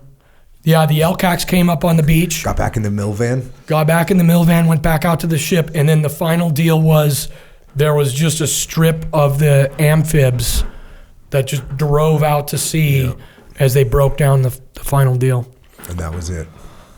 Yeah, and that was it. But then I was like one of 6 guys at the time on the West Coast that had, been on the trigger and been in combat. Yeah, no, I remember. It was awesome. I was super stoked and super jealous, of course, like every other guy was like, you got me. Which actually, this is why I did another ARG, because it seemed like, hey, if you're going to get some action, you need to go with the Marine Corps in the ARG and go out and do that. That's why myself and all the other guys that, all my old running mates, we all were like, okay, we'll just do another ARG. Get back over there. Let's make this happen. It's going to the problem. I mean, I had 2 ARGs and 2 combat action ribbons. Yeah. And then, it worked out for a lot of other guys since then, or before that, because there were the other guys that had rotated through Somalia had been on the ARG platoon. Yeah. When you get home, what was going on? Were you married at this point? I was married to my son's mother. And when did you get married? I don't remember. Was it no, but not what year, but like were you in training cell at the time? I was in training cell at the time. I was after. So you were pretty much less than a year of marriage, or maybe 2 years of marriage at this point. Yeah. And then how was that dealing with being gone and being the team guy marriage thing, which is generally really hard. It was hard. I want to back up really quick because I want to make sure I point this out before we get into this next thing. And another thing that Monty taught me that we kind of talked about a little bit was he's like, wherever you go, run for mayor. And he's just talking about be good to everyone everywhere you go because they're going to go out of their way to take care of you. So like that crew on the Ogden on that deployment, they took great care of us because he always went out of his way to be good to everybody. Just to go back to Monty a little bit, it's weird to think about now, right? You look back at what you did now, what you've done since then, which is obviously a ton, and going back to you being there. And when I think about it in my mind, about how just, I guess immature is part of the word, but it's beyond just being immature, because I'm not just talking about being immature in the traditional sense of the word. I'm talking about being combat immature, meaning no one had any combat, right? Yeah. And I think about just having a guy like Monty, who's like level-headed, who's been in some shit before and can go, you know what? Hey, we need to shoot this guy before he shoots at us. That's just a totally sensible thing to say. Mm-hmm. But if everyone's, because you got these massive ROE briefs and everyone's being paranoid and you can't, hey, listen, we don't want this to escalate, and all these things are in everyone's head. Yep. And it's so easy. It's kind of like the detachment. When you just go, hey, you know what? This guy has an RPG. They just shot one at us. He's aiming it and he's going to shoot us again. We need to kill this guy. Okay, go ahead.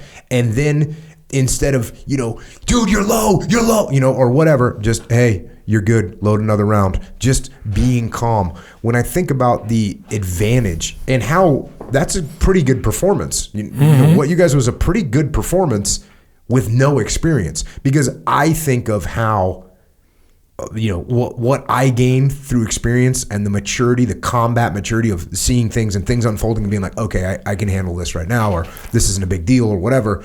But man, when you don't have that, everyone's all excited and everyone's freaking out and everything's just magnified. And so it's pretty impressive. And to me, again, you have a guy like Monty that's just looking at the OIC, his boss, and saying, hey, we actually need to kill this guy right now. And not being like, we need to take this guy out, which just escalate. Then the OIC is thinking, oh my God, he might say, shut up, whatever. Yeah. Just going, hey man, we need to take this guy out. Just having that mentality is so important. And I don't know, how well would you guys have done if he wasn't there? I don't think we'd have done as well. We might not even been in the position where we shot. Yeah. Yeah, because he just carried us through that whole thing.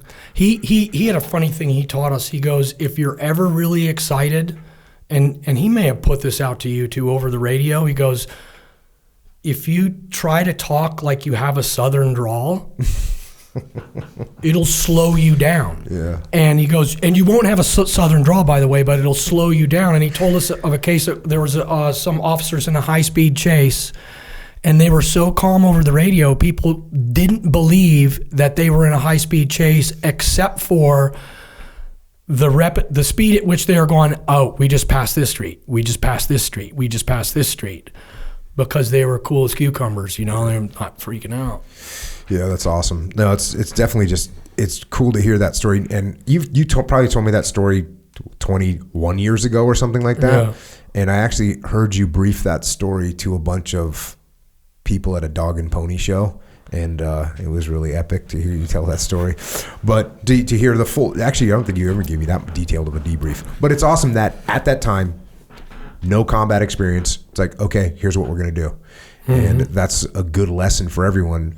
Man, detached, stay calm, look at what's going on, and it all does go back to the fact that you were in that position. Probably had something to do with the fact that you were running for mayor, or Monty as a platoon chief was running for mayor and building relationships and hanging out with the Marines and teaching them whatever and giving them some gear and just doing those things that you're building relationships with the rest of the team instead of being an arrogant jerk to everyone because you think you're better than them. Absolutely, because there was another unit that had 50 cal sniper rifles that didn't get to come. Well, there you go. Yeah. There it is. Okay, so now you get back, and how long was that deployment? Was that just a 6-monther? Well, they were already deployed, so I did like 3.5 months with them because I replaced the guy that got in trouble. Got it. And then, so now we were starting to dive into a marital scenario that was going on. So you got a kid already? You got a kid?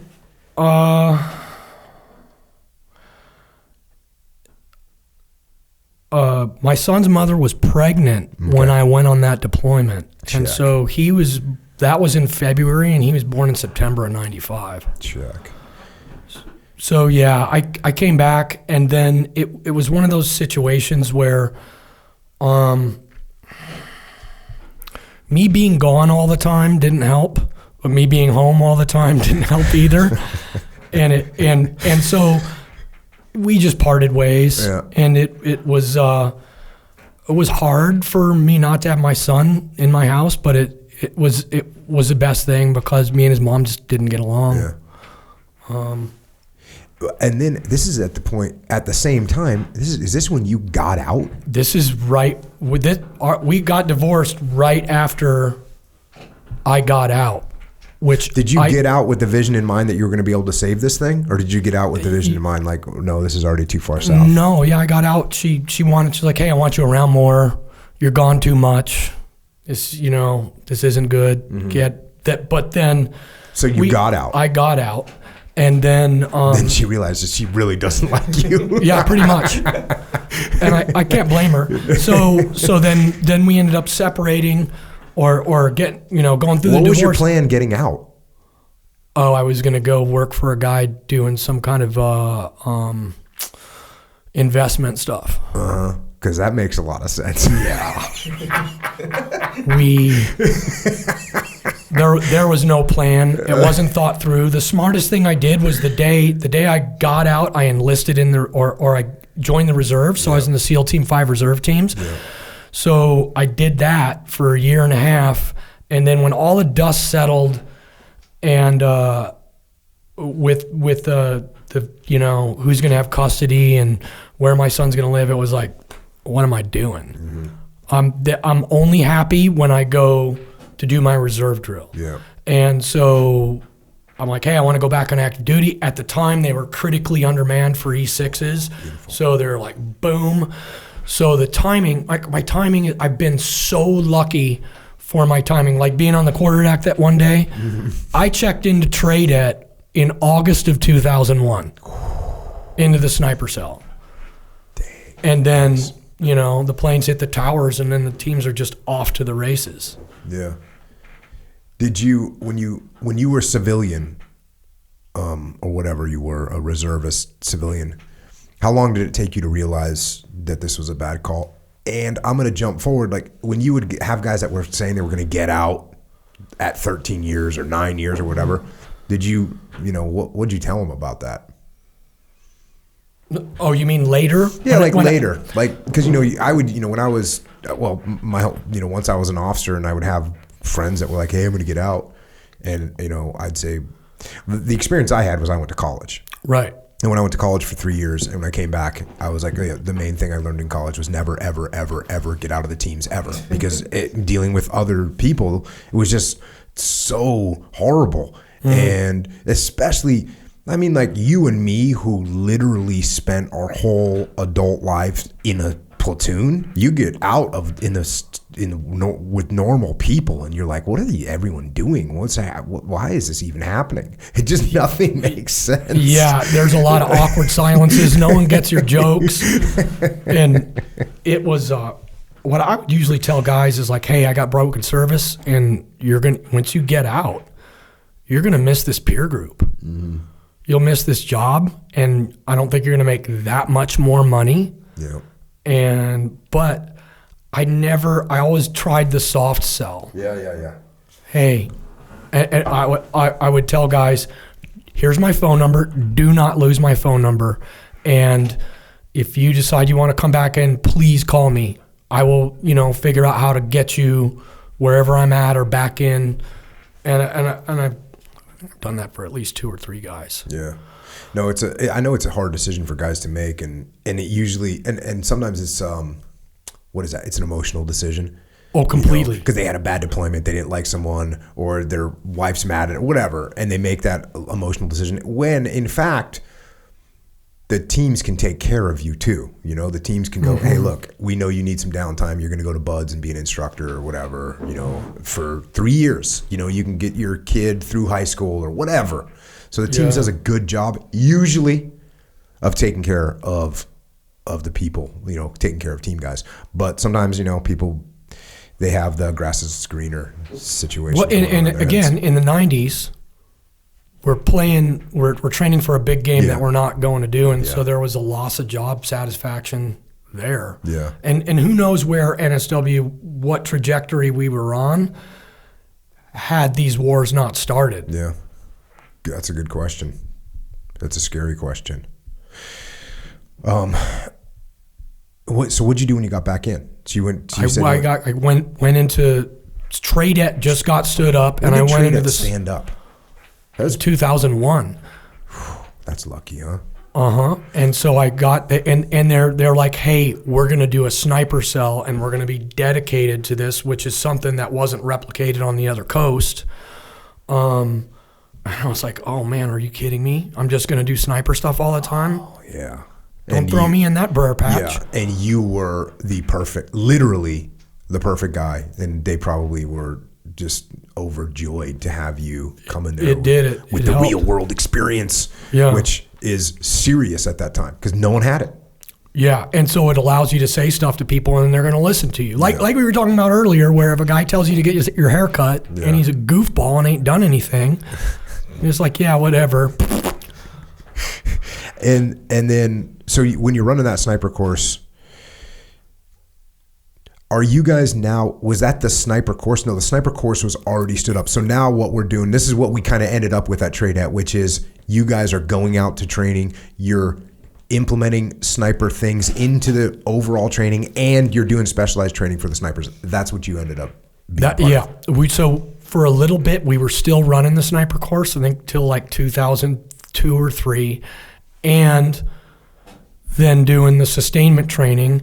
And so, we developed the urban course, the long range target interdiction course, which they have a different variant on it now, but that's the land. It was under land warfare, and the land warfare OIC at the time was Warrant Officer Pritchard, Doug Pritchard, who's an awesome dude. He still works in shooting to this day, and we got a lot of cool stuff done. Like we got the ballistic computers, which made shooting a whole lot more predictable, and then we could get guns ready to go in a lot less rounds because we had these computers that did it, and we did a lot of good research and development and then tactics that we could push directly to the platoons, which, I mean, NSW snipers are like the mainstay group, I think, of snipers in the world. Yeah. And I'm not saying that we're better than anybody because everybody's really good, but we've had a really rich history of employing snipers and doing stuff with snipers, as you well know. Yeah. Yeah, and speaking of that, how did you end up doing an augment? Because you augmented to Ramadi, right? Right. And what year was that? 2005. So there was some of that video that got released of this guy's getting there's a couple snipers or whatever it was in Ramadi, and the Commodore at the time saw that and he goes, "That's it." And they had a piece of gear that was supposed to help us detect enemy snipers, and so they bought some.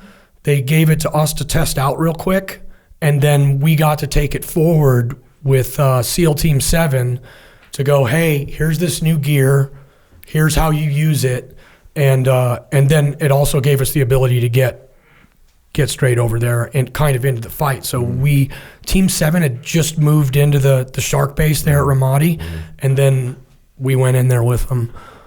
And how long did you stay there for? 6 weeks. How was it? Awesome. It was so cool.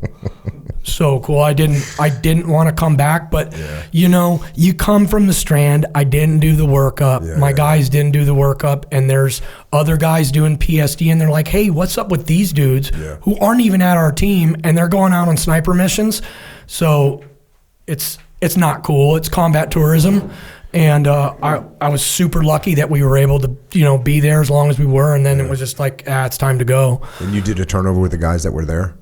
In other words, you taught them how to use the system and we're did like, a bunch of ops with them? Got to go out on some ops with them, got to go on a lot of like my favorite thing to do was go out on daytime presence patrols with the Army or the Marine Corps because was so fun, And then so we could to get embedded in a daytime presence. It was a 1 slide, 5 Ws. Yep. Which for the planning cycle is really easy. Yeah. It's like going to be approved, no problem. And then if you wanted to mix it up, that's where it was happening out on the streets with the guys that are walking around using themselves as bait. Yeah. So we would bounce between going out with the Marines and going out with the Army, and in both cases it was awesome. But I really have a soft spot in my heart for the Marine Corps because my dad was a Marine. Mm-hmm. But when you're in a Marine patrol, it's like being a part of a big, huge beast that's just walking down the street waiting for someone to bump into it, and then they just turn and go after it. And were you guys setting up bounding overwatches during that, or were you just going on patrol with them? We would go on. So the reason that we would go on patrol is so we could look for positions to put up sniper overwatches. And the sniper overwatches were to catch guys placing IEDs out in the road. Yeah. And they'd already gotten like 3 or 4, because some guys went out on a really good op, and, a guy that we both know, and they got 2 guys that were digging an IED, and then there was another couple where they were having an impact for a little bit. So, well, that meant a lot to the Marine Corps and the Army when they were losing guys all the time to IEDs, and you hardly ever do the IED emplacers actually get captured or killed. So when they're getting laid out in the streets by snipers, man, those guys were excited about it.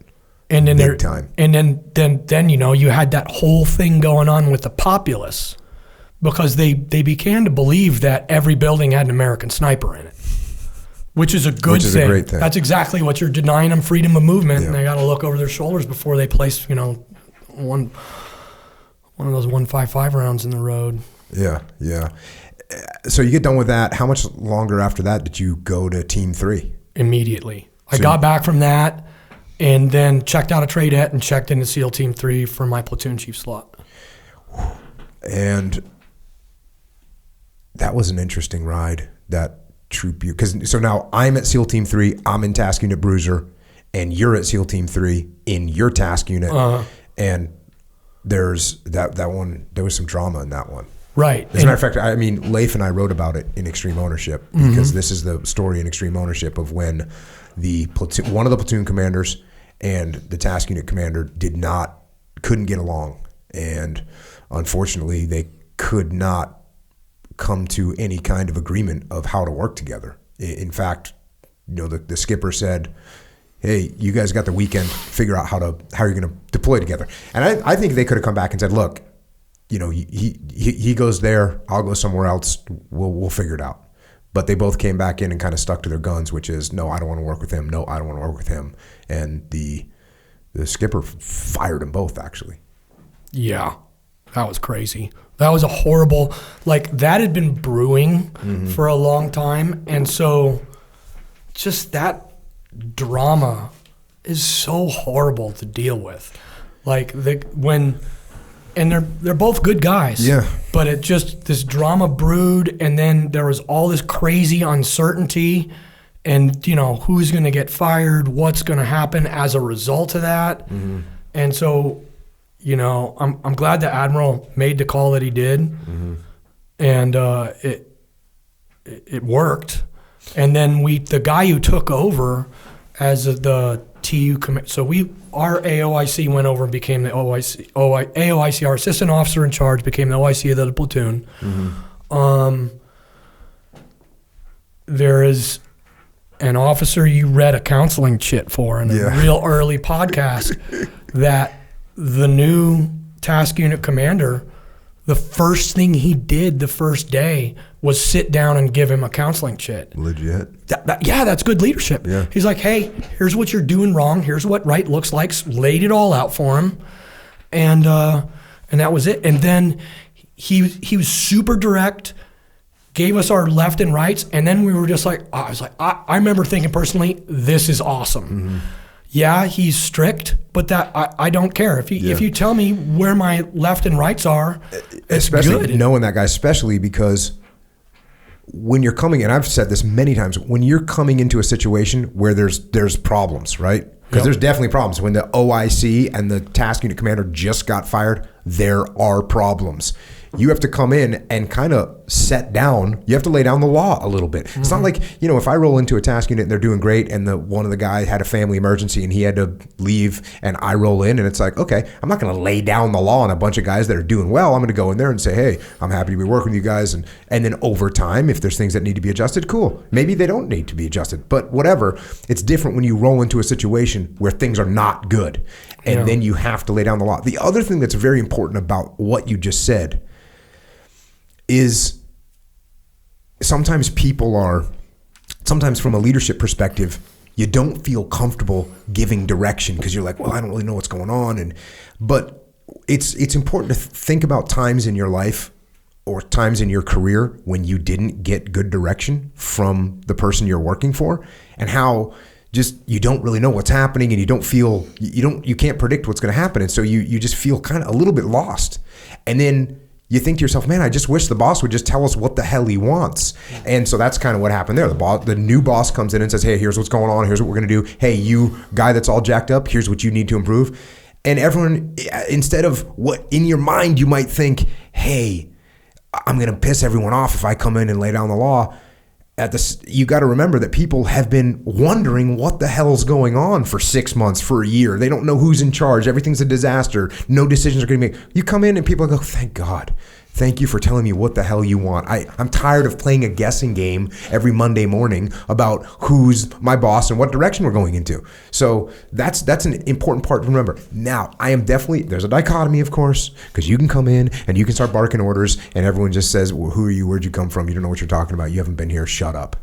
And of course, they won't say that to you. They'll just undermine what you're trying to do and cause all kinds of, just try and usurp you with whatever they can. So that's a problem. But what I'm saying is there is a happy medium, and there are times when you lean towards laying down the law, and there's times where you lean towards being more loose, and you got to figure out where that's going to be depending on the situation you're diving into. So the advantage that the guy coming in had was he'd been watching this situation for a while, right. And he knew everybody. So sometimes when you come somewhere new, it's maybe just listen before you start making some major adjustments or something like that. But that would have just prolonged the angst all of us were feeling. Totally. And he came in, he had a big brief. And after that, I felt like someone had taken 40 pounds out of my rucksack. Yeah. Because you finally knew where you were going, who was in charge, and what at least the near future meant. Mm-hmm. Which you get rid of what the near future. You get rid of the certainty of the near future. You get rid of who's in charge. You get rid of what's going to happen. You take all that away, and you're just left uncertain, and that's a horrible feeling. Yeah, probably the worst. Well, yeah, I think from a perspective of being led, having no idea what's going to happen is the worst. I talk about that example of rats in a cage and how the rats. On one side of the cage, they just get electrocuted randomly from the floor, but the electrocution isn't very strong. The other side of the cage has a stronger electrocution shock, but there's a little light that comes on that lets them know that you're about to get shocked. And rats prefer to know that they're going to get shocked, even if it's more often and even if it's stronger. They just prefer to know that it's coming, as opposed to be just randomly getting shocked and you don't know why it's going to happen. Yeah. And that's basically where your task unit was, because there was, it was like a public too. It was like a public. Everyone kind of knew it was going on, at least after about 6 months. I would say after all of us being at the team for about 6 months, it was readily apparent. That's for sure. And you guys actually, one of the pieces of collateral damage to that was Mike Sorelli. And Mike Sorelli, they didn't know what to do with him because I forget what the internal conflict, but there was internal conflict with Mike Sorelli, and meaning that I don't even know what it was. But so they said, "Hey, Jocko, you want this guy?" And I'm like, "Affirmative." Mm-hmm. And then you came up to me and I was like, "You know this guy?" And you're like, "Yes, he's awesome." And I was like, "Cool." And there was other people that were saying, "Oh, he's this and he's that." And of course the other people, I'm like, "Okay." And I listened to him and then was like thinking, okay, well, and that's why I think I asked you like, "Hey, what's this guy's deal?" And you're like, "He's awesome. You're stoked." And I was like, "Cool, good to go." Yeah, Mike was awesome. Yeah, and he was awesome. He still is awesome. Mm-hmm. And then you guys did that workup, and then you guys deployed over to, while I was in Ramadi, you guys were over in Guam. In Guam. Yeah. So I tell you what, if it hadn't been contrasted, it was an amazing deployment. Like nobody got in trouble. We did a lot of great stuff, which is a big problem in Guam. Guys just getting in trouble, and the problem was guys were hearing in real time, like, "Hey, they just got the first Carl Gustav kills in Ramadi, and hey, this is happening." And I remember one day we're in Thailand on an exercise, staying in a 5-star hotel, and guys are all glummy, and I had to get everybody at the side of the pool at the 5-star hotel, and I'm like, "Listen, I want to be there too. It's not going to happen. We have to put the mission first. Our mission is to be here, and this is an amazing experience. I guarantee you're going to remember for the rest of your life. You guys got to stop whining. Yeah. Stop worrying about it." And of course, all the guys always joke about the fact that when you're sitting in a sweaty Overwatch position and it's 118 degrees, like can't we just spend a week in Thailand right now by the pool? I know. Well, and then when they used to do that rip, where you'd go to Iraq and then halfway through come back to Guam, the problem is in Guam they'd be like, guys would get back here and they wouldn't want to do any work. Yeah. And they weren't focused on what was going on, you know. But then the mission has got to come first, and the mission isn't always something that you can tell stories about. Yeah. But hey, I got to ride elephants. I got to sit on a crocodile's back. I got great per diem. I've done neither of those too. Yeah. It was interesting too, like going back to the workup, it was a good contrast for especially for my officers to kind of see. Like, I'd be watching this unfold, and, you know, I had Stoner and Leif, and I'd be, you know, we would talk about it, be like, bro, this is what's going on. Fellas, look at this. Look what's happening here. And it was a good contrast for them to see, because it made it so obvious, like, why you have to work together, why these relationships we have inside the task unit are so important, why we need, if you have an issue, you bring it up, you bring it to me, why it's not going to freak me out, why we're going to talk about it, why, you know, Leif always says, and Stoner would have told you the same thing, if Leif thought like, hey, I'd like to try this a different way, I'd be like, cool, how do you want to try it? Go, let's make it happen. I don't care. I don't care what happens as long as it makes us win. So there was a really cool, for me, unfortunately, it was not cool for you, to be in a position where I could look and use the leadership failures in that task unit. And the other interesting thing was, like, you talk about those two guys, you're like, hey, they're both good guys. I actually know both those guys and would be getting debriefed by both of them. Like, both of them would be telling me what the other person was doing. And, man, you'd just be thinking, guys, instead of telling me, go tell each other, go talk to each other. It didn't happen. Yeah, the enemy's outside the wire. Not always. Yeah. I mean, what were you, when you're looking at my task unit, what were you thinking when we're in workup and stuff? You guys are going to go to Iraq and we're going to go to PACOM. Yeah, yeah. But that's fine. I mean, that is, we knew where we were laid out and how we were manned, and it was all good to go. It wasn't like we were kicking cans. Oh no, it's like, okay, well, that's how it's going to be. Well, the command made a proposal that this was early on. As a matter of fact, I was at Nyland.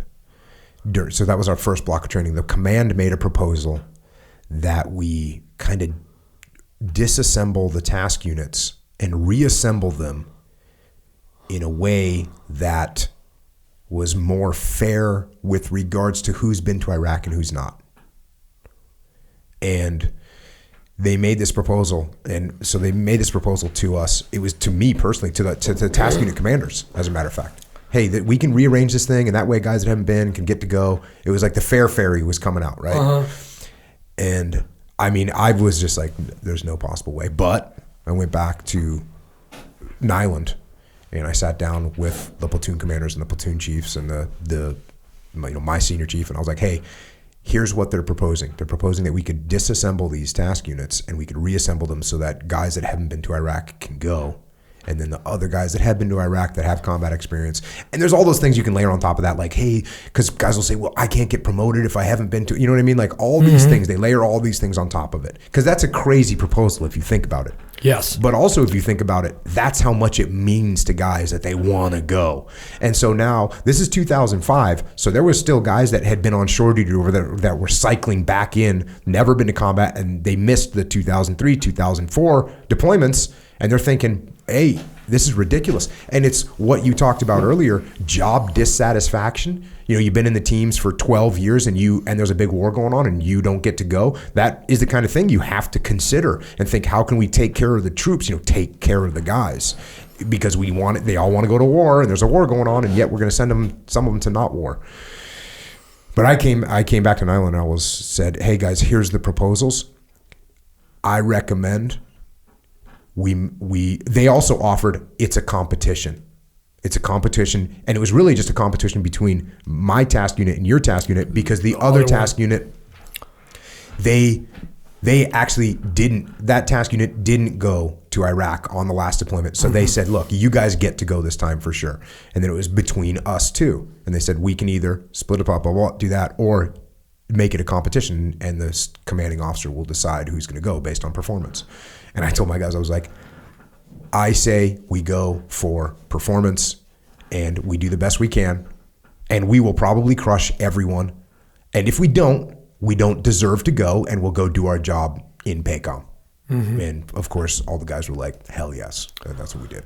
Sure. And you know, like when I was a CMC at Team 5 and I was doing my manning, the hard, fast rule was if you went to PACOM last time, you are not going to PACOM again. Yep. And then, so those guys could get a chance. And then some of the guys that went to CENTCOM went back. But in the end, when I'm building SEAL leaders, I need guys that have been everywhere. Yep. I need guys that have had the PACOM experience and understand they're mature enough to go, oh, the mission is first. And then guys that have been exposed to combat so they know what that's all about. Yeah, you know, and when you got done, with that platoon chief tour, then where'd you go? So because I was in PACOM, I made a deal with the new command master chief, and I said, hey, I know I'm stepping down, but I want to go to CENTCOM. So can I stay here in the capacity of as the ops chief for one troop, which was the guy who was the OIC of my platoon, who Jack Riggins, fleeted up to be the troop commander, and I'm like, hey, can I stay and go to CENTCOM now, because he was going to go to CENTCOM as his ops chief. And they're like, sure. And I'm actually stepping down. Yeah. Tony did the same thing. Yep. And then Tony and I both made senior chief, and they're like, hey, it's time for you to go. And they sent us over to the Senior Enlisted Academy, and then we went over to SEAL Team 7 together, which worked out great. Yeah. And we'll get into that later. And you know what? The great part that you just mentioned is like a 3-hour conversation. Yeah. Which we aren't going to have right now. Because, look, the second part of your career, or the part that we'll get into this. We'll do another one. We'll just roll. We'll do another podcast. We'll record it like tomorrow. And that's going to follow you into Afghanistan, back to Iraq again, more time, more training, more tours, combat tours, tours as senior enlisted, tours as the command master chief, tours as an ops master chief. I mean, there's a lot of massive stuff to talk about from here on out. So we'll do that. We'll record that tomorrow. Good. Check. Echo. Yes. While we're waiting for the next podcast, I know you probably have some suggestions on what we can do instead of just sitting around and waiting. There's probably some ways that we could get better. Yes, I do have. What do you have for recommendations? All right, first thing is jiu-jitsu. Jason, jiu-jitsu? Yes. There you go. I'm a one-stripe white belt. Boom, there you go. So we know what did it feel like when you got the bug? When did you get on the mat for the first time, legitimately thinking, all right, I want to know what this is all about? Okay, so the same Master Chief that taught us in Guam. Oh, Steve Bailey. Yep. I trained with him for a little bit in Guam and then just got distracted and I dug my teeth into it a little bit. But then it's like a year ago, I started training out in East County. Yeah. And it was just awesome. But I was like a spaz. And So is that white belt death match. It's like, what am I supposed to? They're like, relax. I'm like, am I just supposed to lose? How old are you right now? 49. 49. So everybody that asks, I'm 51, can I start jiu-jitsu? I'm 39, can I start jiu-jitsu? Whatever age you are, the answer is yes, you can start jiu-jitsu.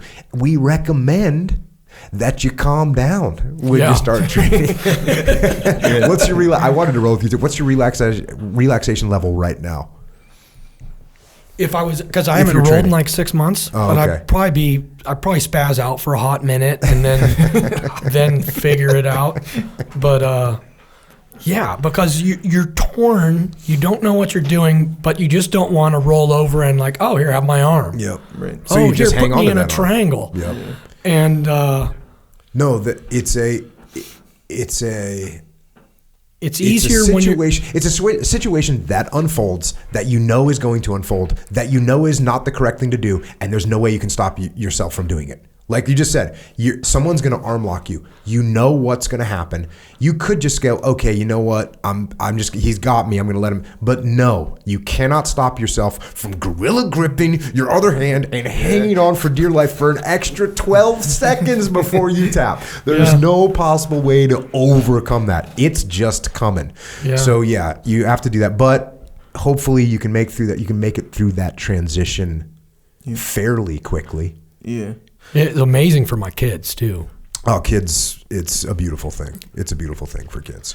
Yeah, it seems like the spazzing thing, even as you get it, I mean, obviously it happens less and less, but there'll be like momentary spaz situations, even at like the top level, where you kind of got to stay calm. I mean, every once in a while I'll run into it where I got to stay conscious of it. Like, I see the danger coming and it's coming pretty quick.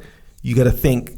Well, in my situation, I'll think through it and I'll be way more successful rather than like, spaz through it. So now I'm more tired and it's still coming kind of thing. I hate to say this too, because it's horrible for me to put this out there, but there are times when you have to spaz to escape something. Dean Lister will, if I do that, he just like, it's worth it. Even if I get out, it's worth it that I spaz because then he can make fun of me. Oh, good defense, you spaz.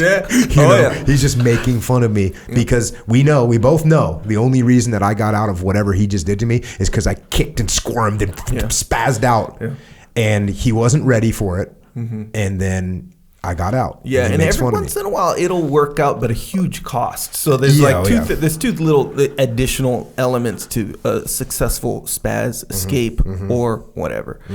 One, you got to be at least somewhat strong. Like you can't like a smaller person like spazzing is way less effective even at high level. There's that. And then when you're a strong person and you spaz successfully, you're way more tired, So you get a person where you put them in a spazzing state like 2, 3 times in a row. Yeah. No more. Oh, yeah. You can't spaz more than 3 times, I don't think. You give a max spaz reps of 3. Oh, yeah. After that, the next one, there will be no spaz left. Yes, After exactly 3 legit spazzes, there's no spaz left. And which brings you back to back early on as a white belt or something like this, where it's spaz, and they feel the effects of 3 spazzes in a row hit you, and you're like, dang, this is exhausting. Yeah. Then we're like, okay, you gotta relax. When you start, that's jujitsu. Jujitsu is just spazzing and more spazzing. And then it's like the opposite of when in the beginning, there's these small moments where you don't spaz.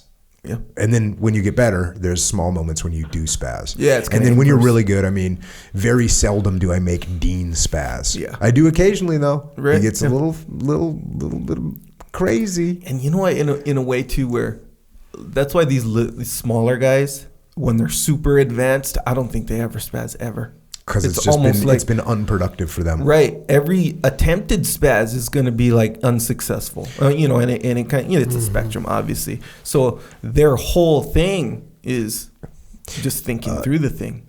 Andy Burke, he does this. His form of spaz is like this silent spaz. He pretends it's not happening. But it is happening. The covert, camouflage spaz. He's doing these like in little movements, and there's only one technique that it could truly be called, and that's a spaz. But he acts like it wasn't. He's real cool. Yeah. He's real cool. He's acting like that was just like a defense that he knows. One of his things. I'm on to you, Andy Burke. Yeah, I know what's up. That's a good tip. I'm gonna look out for it. I don't know if I've ever made Andy spaz, but I'm gonna be looking out for it. Nonetheless, when you're in jiu-jitsu, we all need a gi. If we're doing gi, and I'm not saying you have to do gi, you should do gi. I think should do no gi as well. Yeah, do both. That's the recommended both. Have you trained gi, no gi, both? Oh yeah, the place we were training at, they did both. Yeah. So one night was no gi, the other night was gi. was awesome. That's- I got Origin Gis. They're awesome. Oh, interesting. Boom. So you're already in the game. So some people, they may or may not be looking, hey, what kind of gi should I get? There you go. Just like Jason Gardner said, Origin gi, 100%. Best gis factually, by the way. Jason Gardner with the Origin gi plug, coming straight off the top ropes. Yeah. He just pulled that out of nowhere. Yeah. He's like, yeah, I train gi and no gi. And by the way, I happen to use an Origin gi, which is the finest gi in America. And many people say the finest gi in the world. Yeah, I say that. I say that too. Yeah, and it is made in America, by the way. Yeah.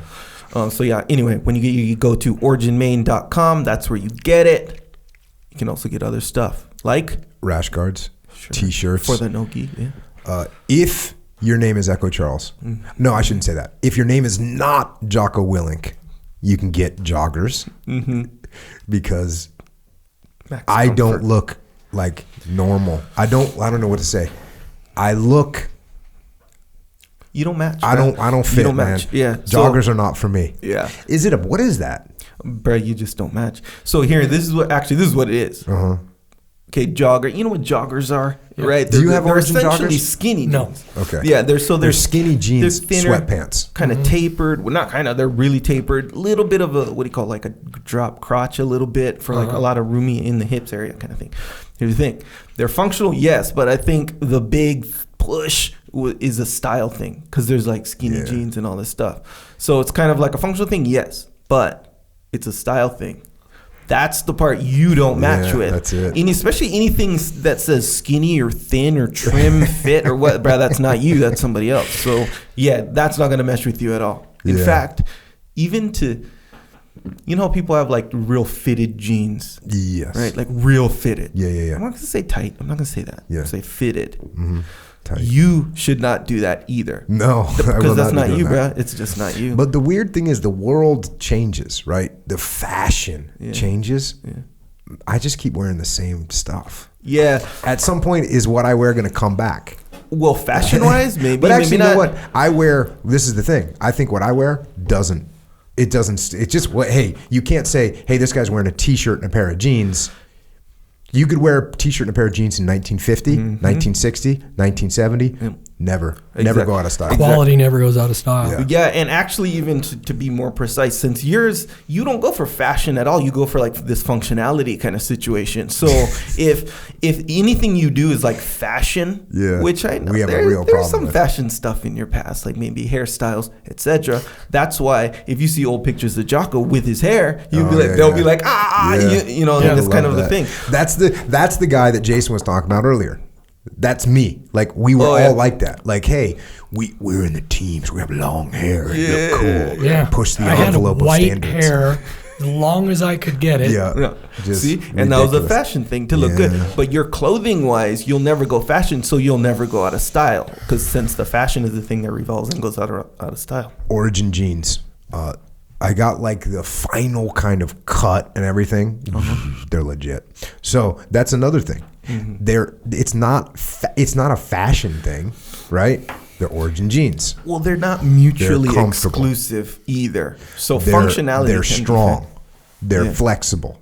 Yeah, that they're won't- durable. That won't go out of style. Right? That stuff's not going out of style. No, sir, it's not. So there we go. Origin jeans. We are in production with Origin jeans. In production at this time. So check the website, originmain.com, if you want to get some jeans. Or if your name is not Jocko Willink, you can get a pair of joggers. The joggers are good. That's the thing. Where I wasn't down for the joggers. Pete told me this. He opened my little like mind or whatever. I put them on. I was like, dang, these are comfortable, but man, they're skinny. They're thin. You know, they're tight. Yeah. They had a specific look that I wasn't very accustomed to, and Pete's noticed it. He was like, yeah, they're like, you know, he's like, Jocko, they're probably not for Jocko, but you pull them off. That's what Pete said to me. Oh, you believed him. I was like, I hope he was like being like honest with it. But yeah, ever since then, I was like, okay, maybe I can do this. So I only wore them at camp. So I was like, I might not wear these at home, but I wear them at camp.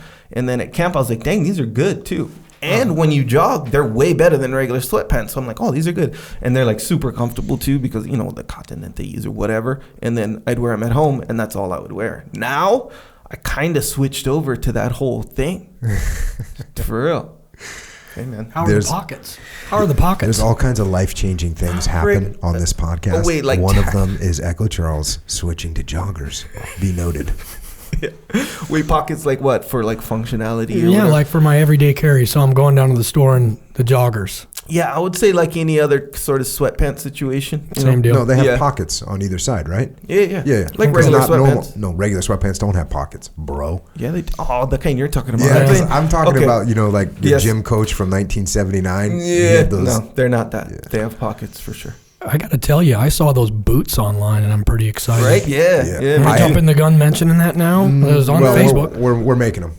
Yeah, I have a pair, available. And they're awesome. Oh, you have a pair of those too? I do have a pair of those. Good. Hey, man, you got you're one degree separation from getting all the new stuff to where you're at. Really? Because it feels like 180, and I'm over here looking online at stuff. Anyway, also Mulk, right? Mulk Train. Jason, we talked earlier. He's Jason, on the Mulk what's train. your Mulk morning recipe? Okay, so I get up in the morning, I brew 20 ounces of coffee, I grind up the beans, do it in the French press, I add a little bit of stevia to sweeten it, but it's not going to spike my insulin. Then I put some coconut milk in there, coconut oil, grass-fed butter, about a tablespoon of that, some MCT oil, a scoop of vanilla milk. I hit that with a stick blender. Oh, get that little hitter. I do not have to eat until like 1 or 2 in the afternoon. I get all my fat in early in the morning, so I ain't got to stress getting good fat in. And dang, it's awesome. That's an advanced take. Are the kids on the Mulk train? They are. Have you tried strawberry milk? Warrior Kid strawberry milk? No, we haven't. We've been doing the chocolate, hot chocolate. Yeah, the hot chocolate's awesome. And Iris has been making the pancakes. Oh yeah, what's the recipe on that? She's just using it and mixing straight up pancakes. Because Echo was talking about it the other day. I got it from, there's a guy online who was like, Mulk pancakes. I was like, dang, that's a good idea. So I just added them. I basically replaced like a percentage of the pancake mix with Mulk. That's all you do, essentially. I don't know what pancakes are even made of because I haven't had them in so long. Yeah. That's just wrong. Well, hey, bro, that's on you. And you're kind of missing out on that one because they work out really good. Yeah. What else? Okay, so we got the Mulk. By the way. We're on that. We're on mint. I'm on mint, and I'm actually in this whole deal now where I'm having both mint, peanut butter. I don't really like the flavor of vanilla, as I've mentioned on here, so I don't have that. But the strawberry too, the Warrior Kid strawberry milk, which Brian is working on the adult strawberry milk. The vanilla, like I'm not a big vanilla fan either, but it just mixes so well. Yeah. So like when Iris is making smoothies, it's the vanilla milk in there. I put it in my coffee because the mint chocolate chip just doesn't work out with coffee. That sounds disgusting. Because it's my favorite. Like, okay, I get to have dessert, and that's exactly what it is. It scratches that itch when it comes along. See, that's the thing, man. I went out last night. I had a legit steak, at Raglan OB, and I still needed a little something. I needed a little something because they sell this thing at Raglan called the Illegal, which is a giant chocolate chip cookie cooked in a cast iron thing. It's massive, and then they put vanilla ice cream on it, which is the only time I like vanilla, and the vanilla ice cream is all melting. It's just ridiculous. But obviously that's not part of the program, so I left Raglan OB without eating an Illegal, and I went home and I'm like, I still need some kind of a little hitter. So I went peanut butter milk, and I did like a scoop and a half with like a half a shaker of water. I drank that thing. It was so good. I was sitting there saying, this is a milkshake. If this is a milkshake, it's freaking ridiculous. Yeah. So there you go. Sir. And the added protein, let's not forget that. Yeah. And don't forget the probiotics. You got to remember that microbiome. Yes, sir. It's true. Very true. We haven't even gotten to your whole health scenario. Because did you say you're 50 years old or 51? 49. 49. I turned 50 this year. And you're getting after it. I feel great. You feel awesome. I'm walking around at like 157. And before I adjusted my diet and everything, I was 193. And I had all kinds of inflammation and everything hurt and just crappy. And now it's all just dialed in. Yeah, I remember when you were first going down that path because our wives were hiking and you and I met somewhere and you were just talking about like you were starting down this path. And you were coming home from deployment too. Yeah. So that'll do it for you. This is my last deployment. I don't have deployments to go on and get back in shape, so I'm going to have to stick with it.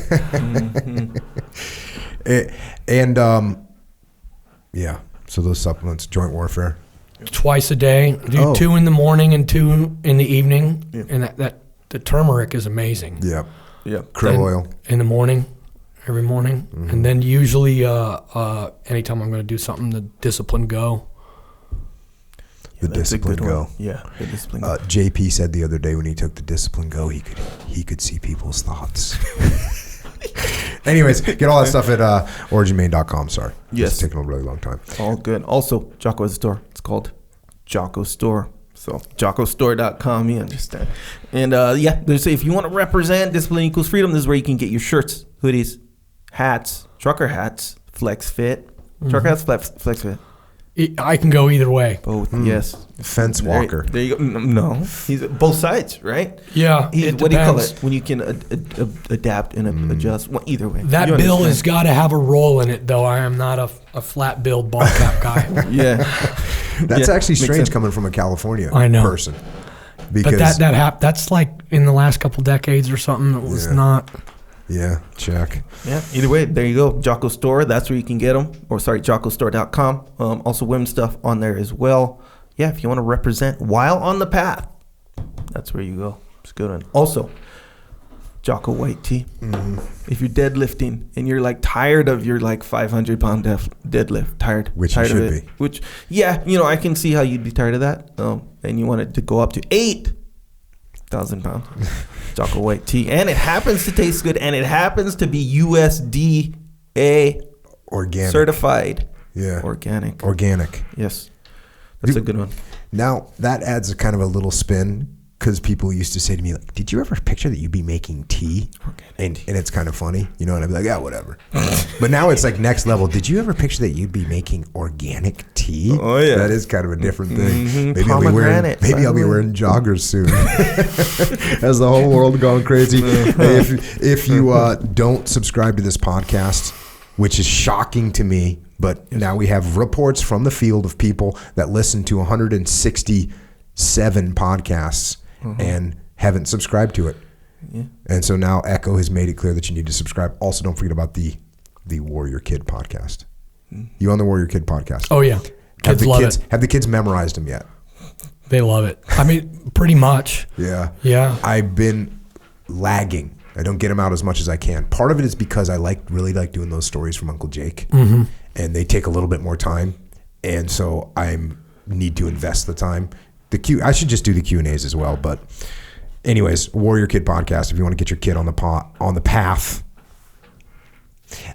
And what you and I were talking about earlier of how your kids just don't really want to listen to you.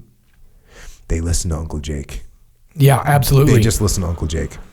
Absolutely. I had another Master Chief, East Coast Master Chief come out and he came to the gym and he's like, "Bro," and I didn't know, he's just like another guy, East Coast guy that I didn't know. And he's like, "Bro, your book, your little Warrior Kid books," he said, "you got my kid. He's 11 years old. Everything I did for 11 years to get him to do push-ups and pull-ups failed." He goes, he read that book. He's like, "I can't thank you because it's awesome." And I was like, dang, it's 100% true. If your kids are not going to listen to you as much as you want them to, they will listen to Uncle Jake. Mm-hmm. For some reason, Uncle Jake will take it home for them. I listen to Uncle Jake. I love those books. Yeah. I've taken out as just reading the books. I'm like, oh yeah, I got to fix that. Oh, here's something I could do better. Yeah. It's true. It's Uncle Jake. Uncle Jake is who. Uncle Jake has good information. He's kind of everybody's Uncle Jake. Yeah, that's kind of what it sorted itself out to be. And people will say like, "Oh, aren't you're Uncle Jake?" To me, and I'm like, I am so not Uncle Jake. If I was Uncle Jake, I'd be so much cooler. Uncle Jake is my Uncle Jake. Yeah, he's yours too. I'm just a little warrior kid over here trying to learn, trying to get on the path. Yep, that's the way it is. Yep. And Warrior Kid soap, you can get that IrishOaksRanch.com. Speaking of Warrior Kids, Aiden's making soap on his farm, and he wants you to stay clean. What did one of my kids said today? Like, comment, and subscribe. I was like, oh my God. Wait, who said that? Just one of my kids. We I don't know what we were talking about. Something, Instagram this, and then one of my kids was like, comment, or subscribe. Yeah. That's going up there. If I start saying that, you get the joggers out. Yeah. We're already making organic tea for some reason, which is just crazy. But that's a good thing. It's just, I know, it does taste good, and it's good for you. Yeah. So these are all things. They just sound kind of lighthearted compared to your whole thing. Anyway, also, yes, YouTube. By the way, that's where they stay. That's where you can run into these videos because my daughter sometimes will watch little YouTube videos, and that's what they'll say: like, comment, and subscribe, just repetitively. Yeah. So she'll programming the children. I get it. Yeah. So Jocko's not gonna say that, but we do have a YouTube channel. Jocko And you're Podcast basically YouTube. right now saying subscribe to the YouTube channel if you want. And if you want, Jason says you should like the YouTube channel. You should like it. And then I'm over here saying you should comment, and subscribe. Yeah. Well, here's the thing. I don't know that you can like the YouTube channel. Oh. You like a video. Oh, okay. Yes, which is a quote unquote like. But here's the thing. You like the YouTube channel, That's a matter of opinion, right? Yeah. Either you like it, you kind of neutral, or you don't like it kind of thing. That's up to you. I can't tell you to like it. If you want to have fun, you can go to the YouTube channel, Jocko Podcast, and you can look at the people that attack the downvotes. Oh, yeah. So there'll be, and we don't have many downvotes, which is, I guess, cool. Yeah, it's crazy. Or whatever, thumbs down. People get mad. Like, oh my goodness. Kind of ISIS terrorist just gave, who the 13 ISIS members that gave this a downvote? Yeah. You will rot in hell. So thanks for having my back there. They also like to let everyone know that Echo looks jacked. Echo looks yoked, whatever. There's a video that was just released. What was the most recent video you just did that just got released? Yeah, the normal face one. The normal face one. Overreaction one. Overreaction. Yeah. You released the video. You are not in the video, correct. But people were saying that they could feel that you were jacked just from watching the video.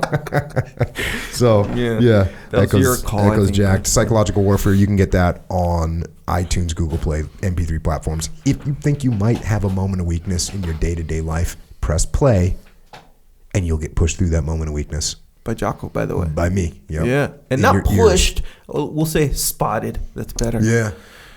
Because some people, they're not in the mood to get pushed. Pragmatically reasoned with. Yes, reasoned with. Yes, pragmatically reasoned with. Very good. Also, speaking of reason, when you want to improve your home gym, I don't know, maybe even your commercial gym, your 24 Fitness, I don't know, go to onnit.com/Jocko. Get yourself more kettlebells like me. Got the Stormtrooper one, by the way. Oh, you're going to break out some Star Wars nerd stuff over here, bro? Yeah, you ready? Yeah. So Jenga Fett was the guy that they used for, they're like, oh, you're the perfect warrior. We're going to make all the clones based on you. Yes. And I believe that his deal he made with those people was like, you're going to give me one of the clones back that I'm going to raise as my son, who turned out to be Boba Fett. Yes. Okay. Yeah. Wait. So you're letting me know because I messed that up. I think so. I think Jade tuned you up, and then on the last podcast, you guys were talking about it again. Yes. Is there books for that? I don't know. So. It's just something that you kind of because absorb. You're a closet nerd, Jason. Oh, hey.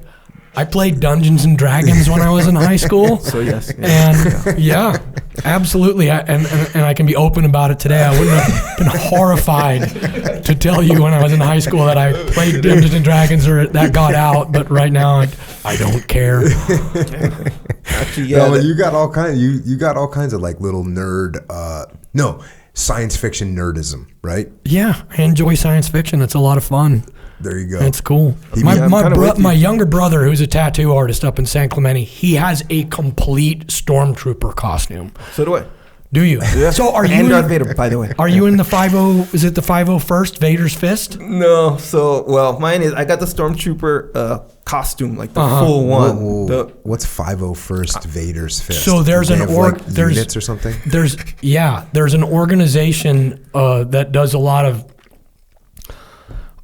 just like work for like going to see cancer kids and stuff like that. Cool. And it's all these people that are Star Wars villains. And because they don't make, no one can make costumes because it's all licensed. Uh-huh. So they have to make them themselves, and then you go there and they'll validate it and say, okay, you're good to go. Your costume is good. And then, and I hope I'm not screwing up the unit name, but I think it's the 501st Vader's Fist. I've never heard of that. That's pretty cool, actually.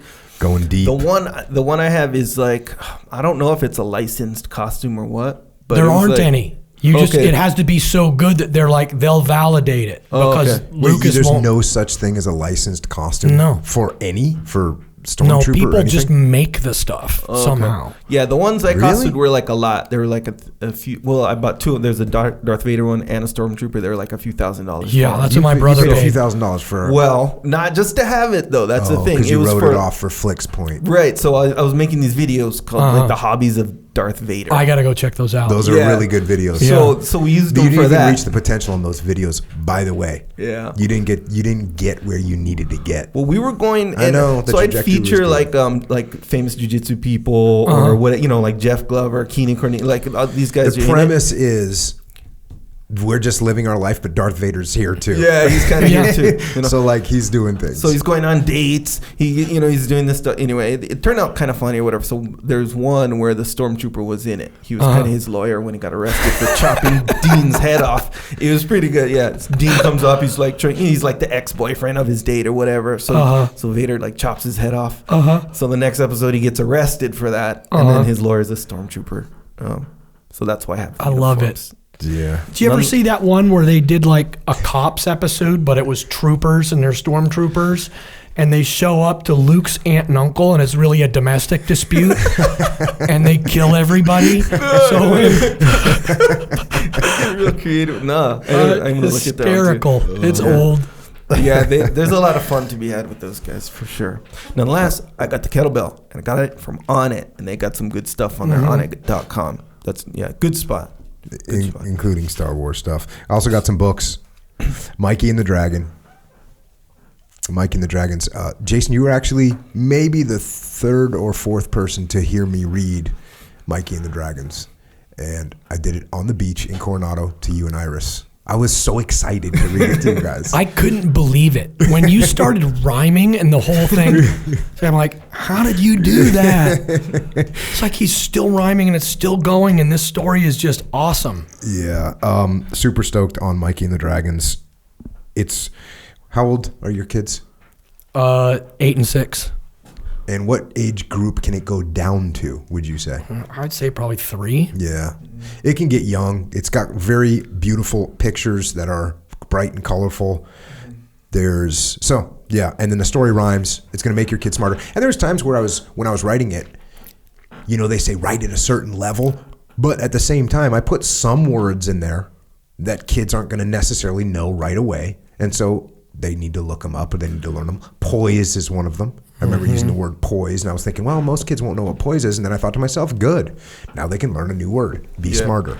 Yeah, that's a good point, though, when you say where does it go down to. So 3, I would say there. My son's like 2. He was like just before 2.5. And I'd read it. I'm more reading it to my daughter. He's there, but he'll catch certain things. When there's like monsters ready to bite, he'll be, he'll know certain stuff. So as you kind of get older, you absorb more and more. But yeah, if you're 2, books for them too. There you go. All kids. If your kids are a little bit older, you can get them Way of the Warrior Kid. You can get them Mark's Mission, which is the second book in that series. And now we have book 3 coming out. The title of book 3 is Where There's a Will. And Mark, he gets involved in some more situations, but luckily his Uncle Jake is there to help him out. I get so many pictures of kids doing pull-ups, working out, studying. They're going to be warrior kids. So get that book for your kids. Get that book for your library. Get that book for your school. Get that book for anyone that you know that has kids. You'll be thankful. And they will be thankful. And they'll come and thank you You know what's cool? Going to wrestling tournaments. Yeah. This is pretty cool. I've had kids that are freshmen in high school. So they're 14 years old or whatever. And they're like, hey, I read Warrior Kid. That's why I wrestle. Yeah. Boom. Yeah. Think about that. So 3 years ago when it came out, the kid got it, and now he's wrestling. Yeah. That's what I'm talking about. Get your kids that. Kids will listen to Uncle Jake. Discipline Equals Freedom Field Manual. If you want to know how to get after it, there you go. You have to wonder. No. You can just get the field manual. If you want the audio, it's on iTunes, Amazon Music, Google Play, and other MP3 platforms. Sure. It's true. Extreme Ownership, first book I wrote with my brother Leif Babin. And then that follow-on book is The Dichotomy of Leadership, which takes all those lessons and shows where you can screw them up and then teaches you how to fix them. Dichotomy of Leadership. Both those books, me and Leif, we wrote them. Check them out. And then we have Echelon Front, leadership consultancy. We solve problems through leadership. It's me.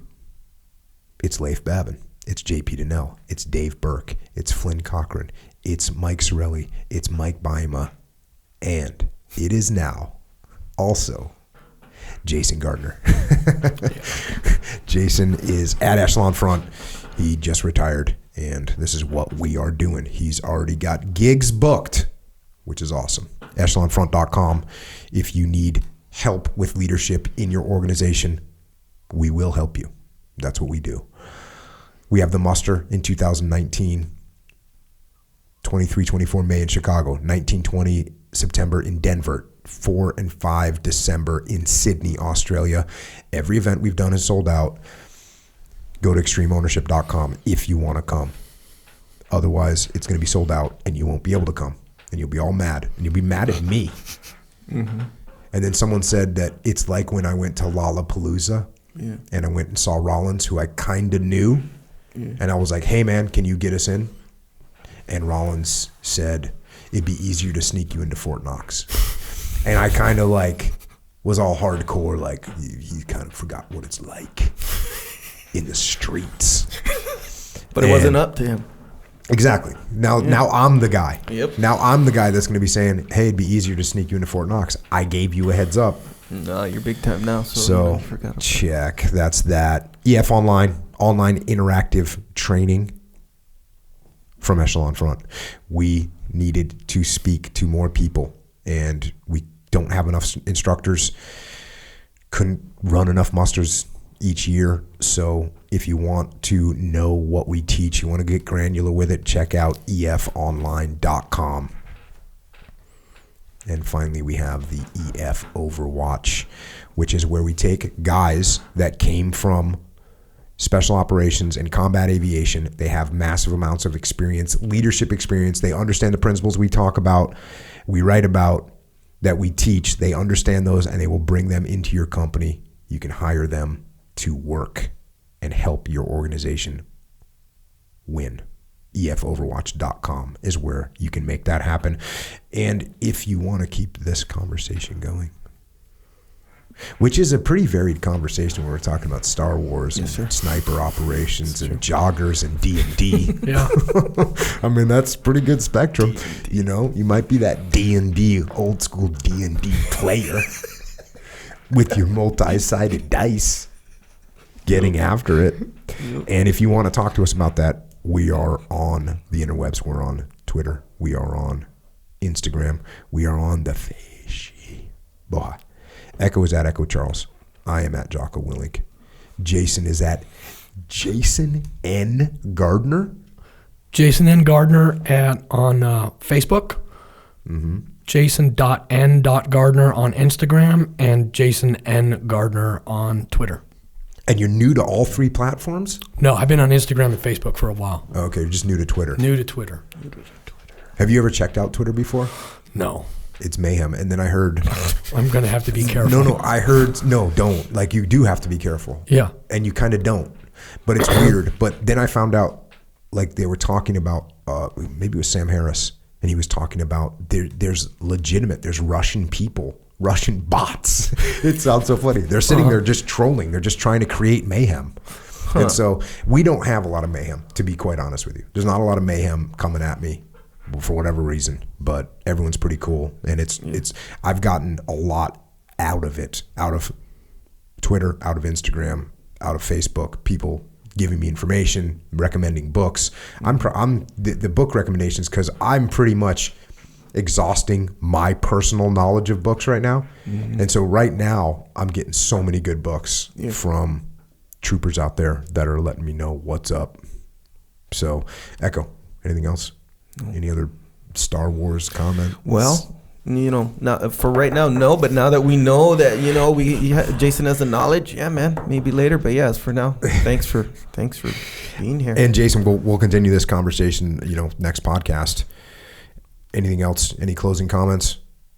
I'm really excited to be on the podcast. I just want to tell my wife, Iris, that she's amazing and made my life so much better by meeting her.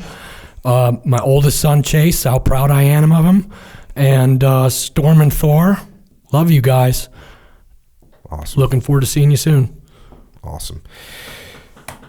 And of course, we actually could not do this podcast or even live the lives that we live if it wasn't for our people in uniform around the world, here at home, our military personnel, police and law enforcement, firefighters, paramedics and EMTs, correctional officers, border patrol, all the first responders out there. Thank you for what you do every day so that we can do what we do every day. And to everyone else that's listening, until that next podcast, remember that advice that Hrothgar gave Beowulf, that you should choose the eternal rewards, not the short-term ones. And keep it always in the back of your mind that your piercing eye will dim and darken, and death will arrive to sweep you away. So until then, keep getting out there into the world and getting after it. And until next time, this is Jason Gardner and Echo and Jocko out.